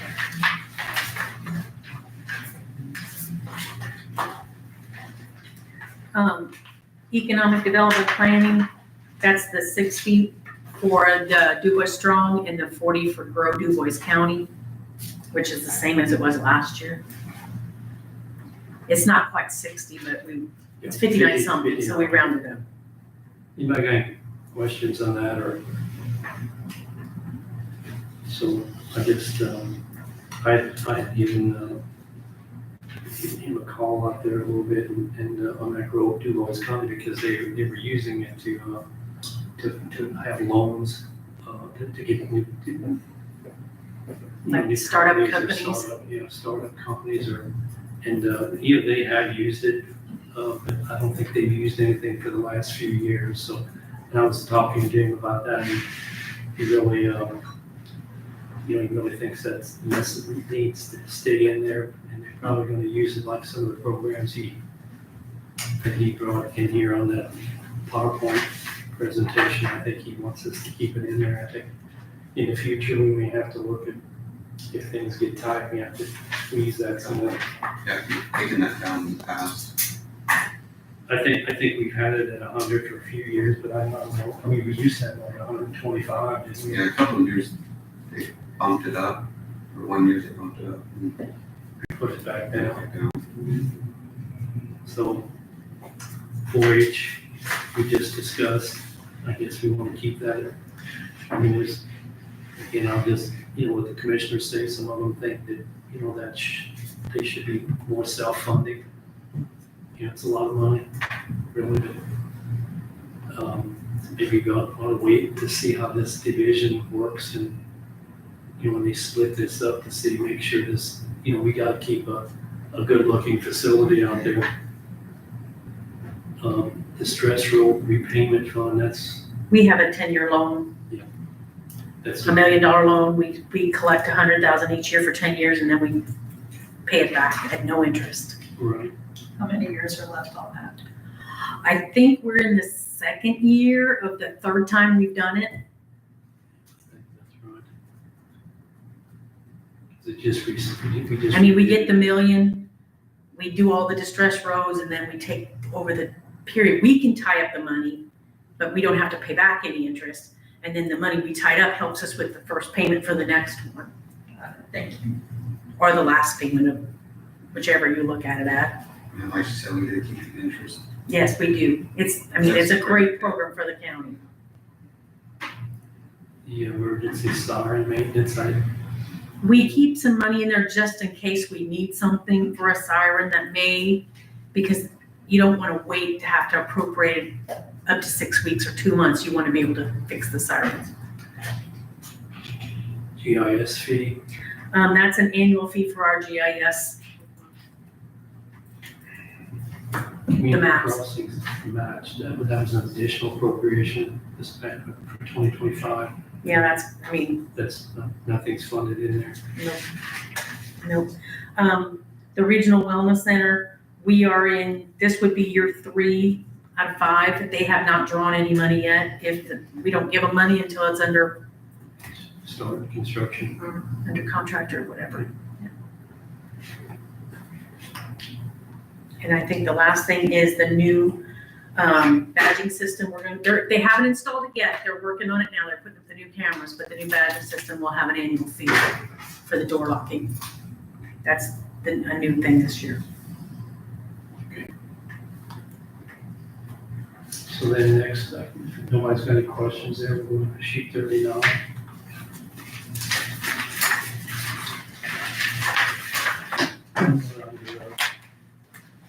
I think that's Cume Cap. Tourism, there's 700,000 right above that. I think we had her here last time. We just give them whatever innkeeper tax we collect is what we give them, and they give us a budget. So that's what that number is. Cume Cap. This fund is rate driven and it's gonna collect about 900-some thousand next year.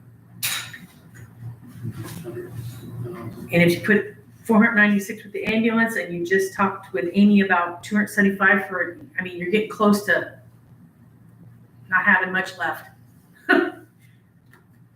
There's 100,000 I put in for computer upgrades because we're told next year we won't need new computers anywhere, but we will need to upgrade our firewalls and our wireless access points.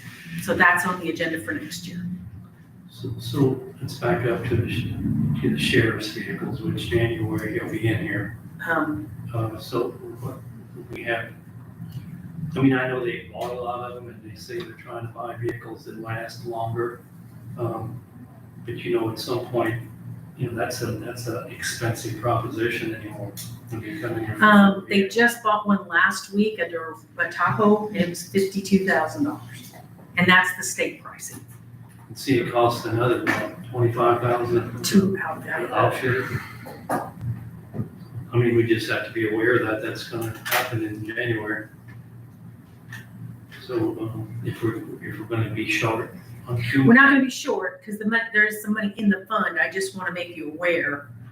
And then we're proposing to lose about 66,000 in that, just from the caps and the credits, from the circuit breaker caps and credits. Because you kind of have to look at that in your budget. Would that be, for the 2026 budget then? Yes, for next year. And how much would that be? I'm estimating about 66,000. As a county, we're gonna lose about $846,400. And then you allocate that between all your levy funds. How much, 800 and what? 846,400.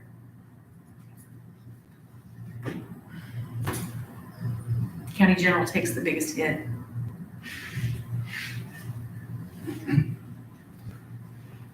Should we reduce the council pay?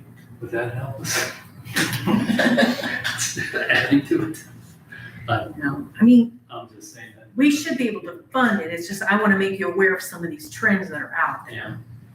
Well, I mean, it's good to know these numbers because, you know, when you read it, it's hard to put what they're doing into numbers that Right. affect the county. I know Right. we had some of that, but, And I'll know more of that when we start to crunch these changes into the system. okay. So then we were down to, county website fee, I think, maybe, you know, the voting election we covered, so. Any other questions? Now, the voting, you talked about splitting it. Are you going to split it, or is this the entire number? I thought we agreed to split it, so. So we'll work with Amy on what that split. I think, I mean, if we can earn interest on that, give that to Craig. It's 142, 448.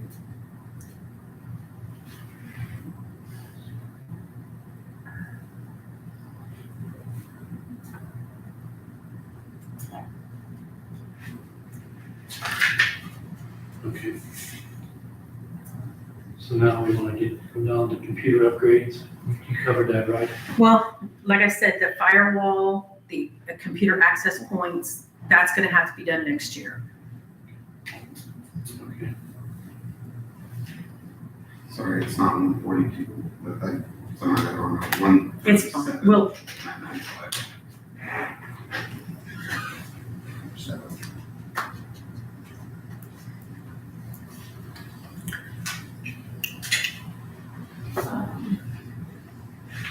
the lit CR tax, I think we kind of did most of that, except for we had to add the $900 fee for the bond, wealth management.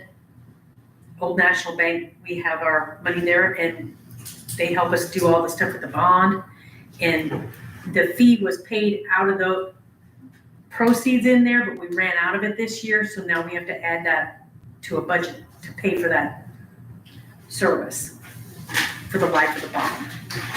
So that's that $900 on the bottom. The bond repayment hasn't really changed, it's still 1.84, so. I think the other things are all travel, all for Wyatt.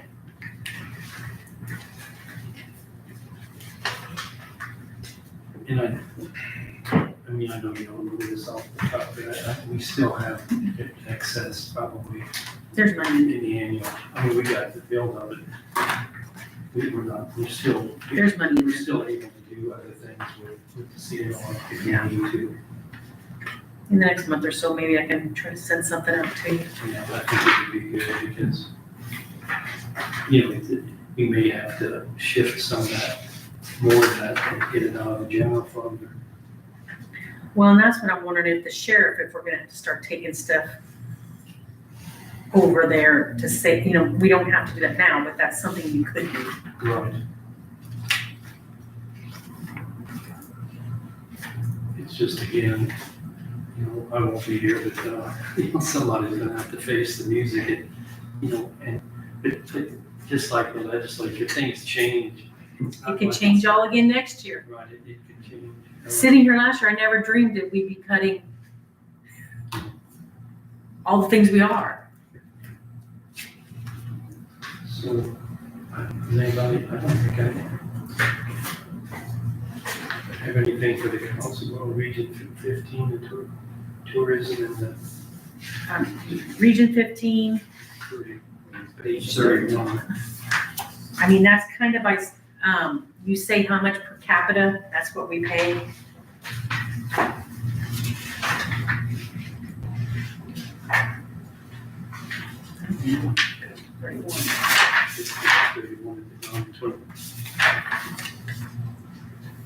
Yeah, we pay them, we have a tax rate that collects money for them. So we're gonna take in about maybe 30,000, but they're gonna lose 2,000 of that by the caps, so 28, so we're taking in basically what they're requesting. Okay.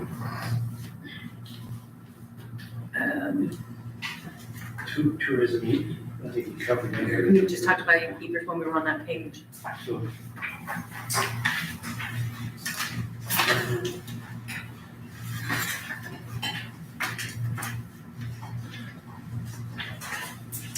So, you know, it seemed, I think they're finished, right, basically. So I have to sign these things, but I think. You will have to make a motion on those, the non-binding reviews, to make changes or no changes, or. Do we have to do that? By vote? It's by statute, it's required at your first meeting in August.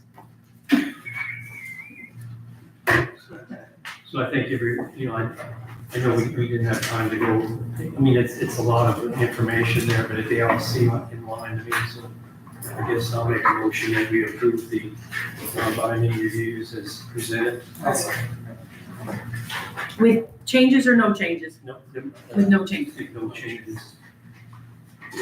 So look for a second. So Mike, you made the motion? So Mike made the motion, I'll make a second. So all in favor, say aye. Aye. Anyone opposed?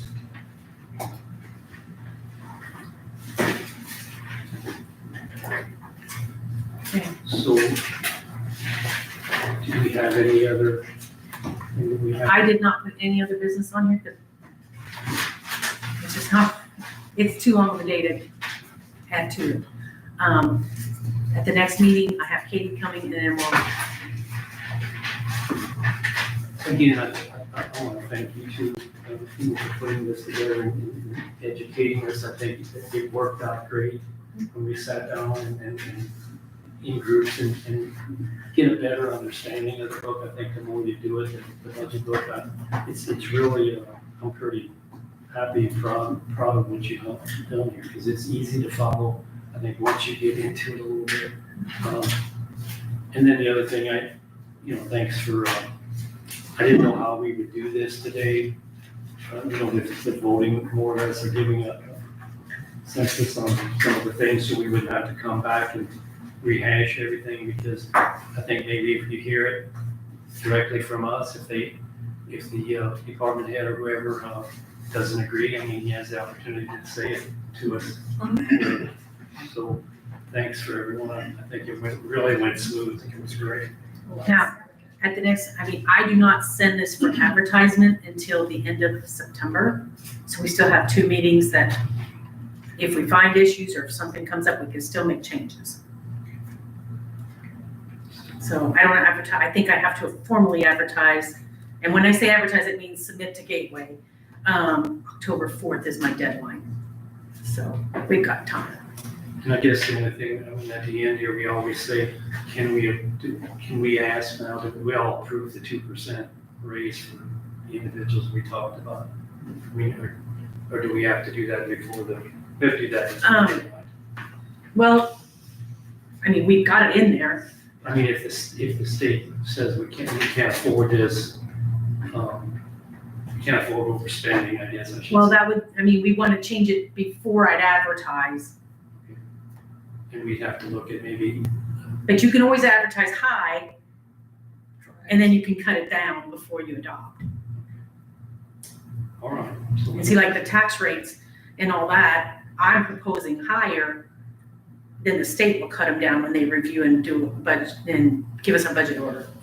that brings up a subject, I think, a couple of us had thoughts here with that health insurance under the commission budget. I just really feel, since we're picking up 911 and some of these, I just wonder if we shouldn't really push that up to like $4 million. I can try that. I don't think we should submit it with 4, that's my suggestion as well.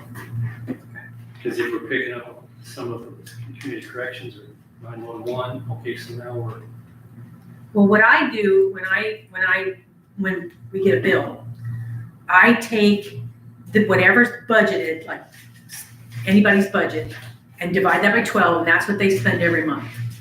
The remainder comes out of county general with commissioner's budget.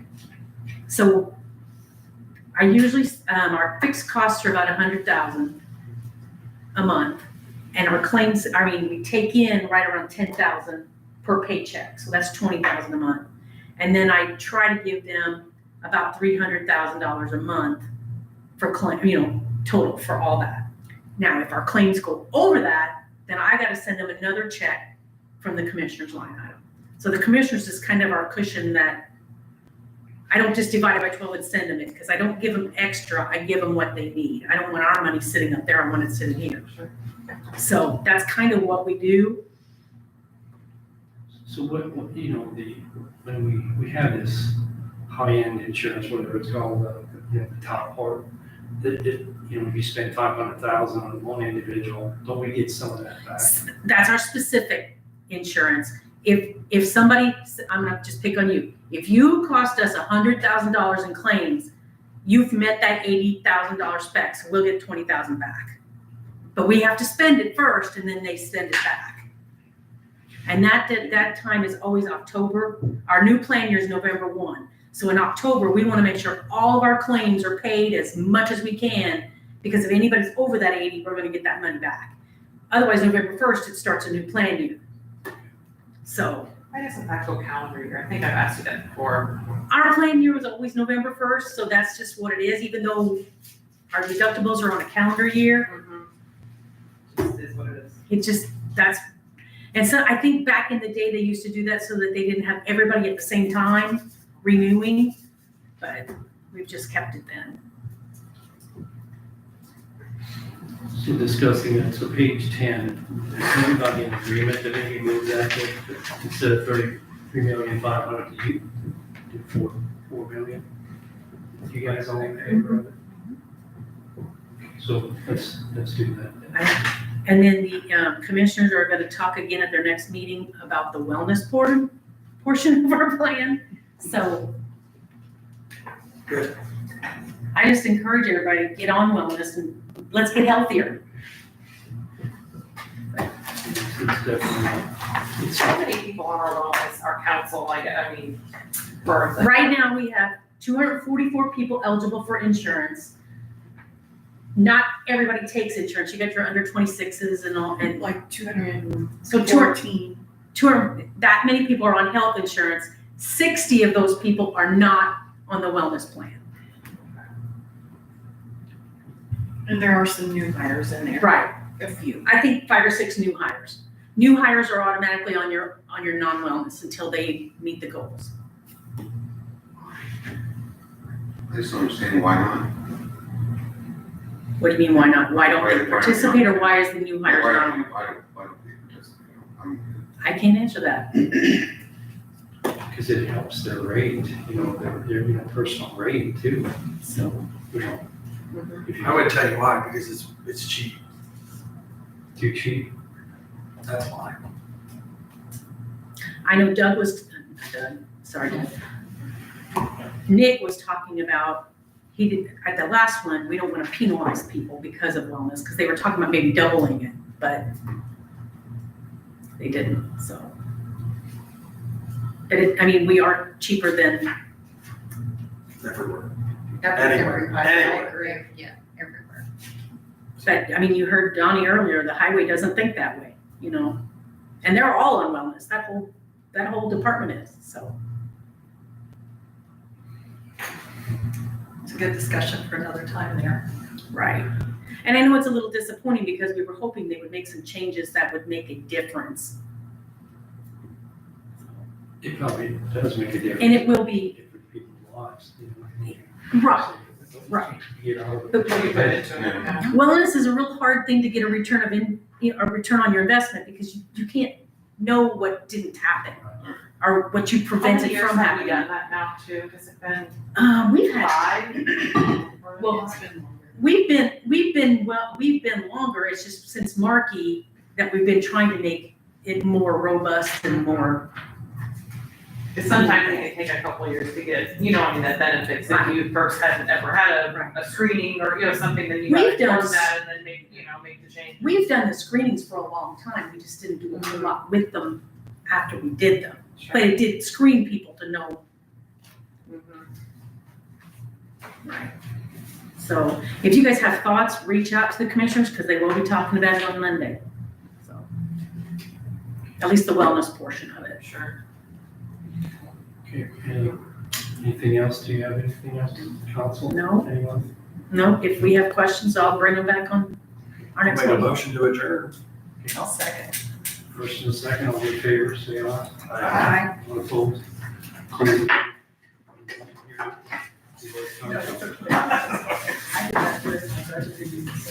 Let's vote on it. Well, I just kind of threw the report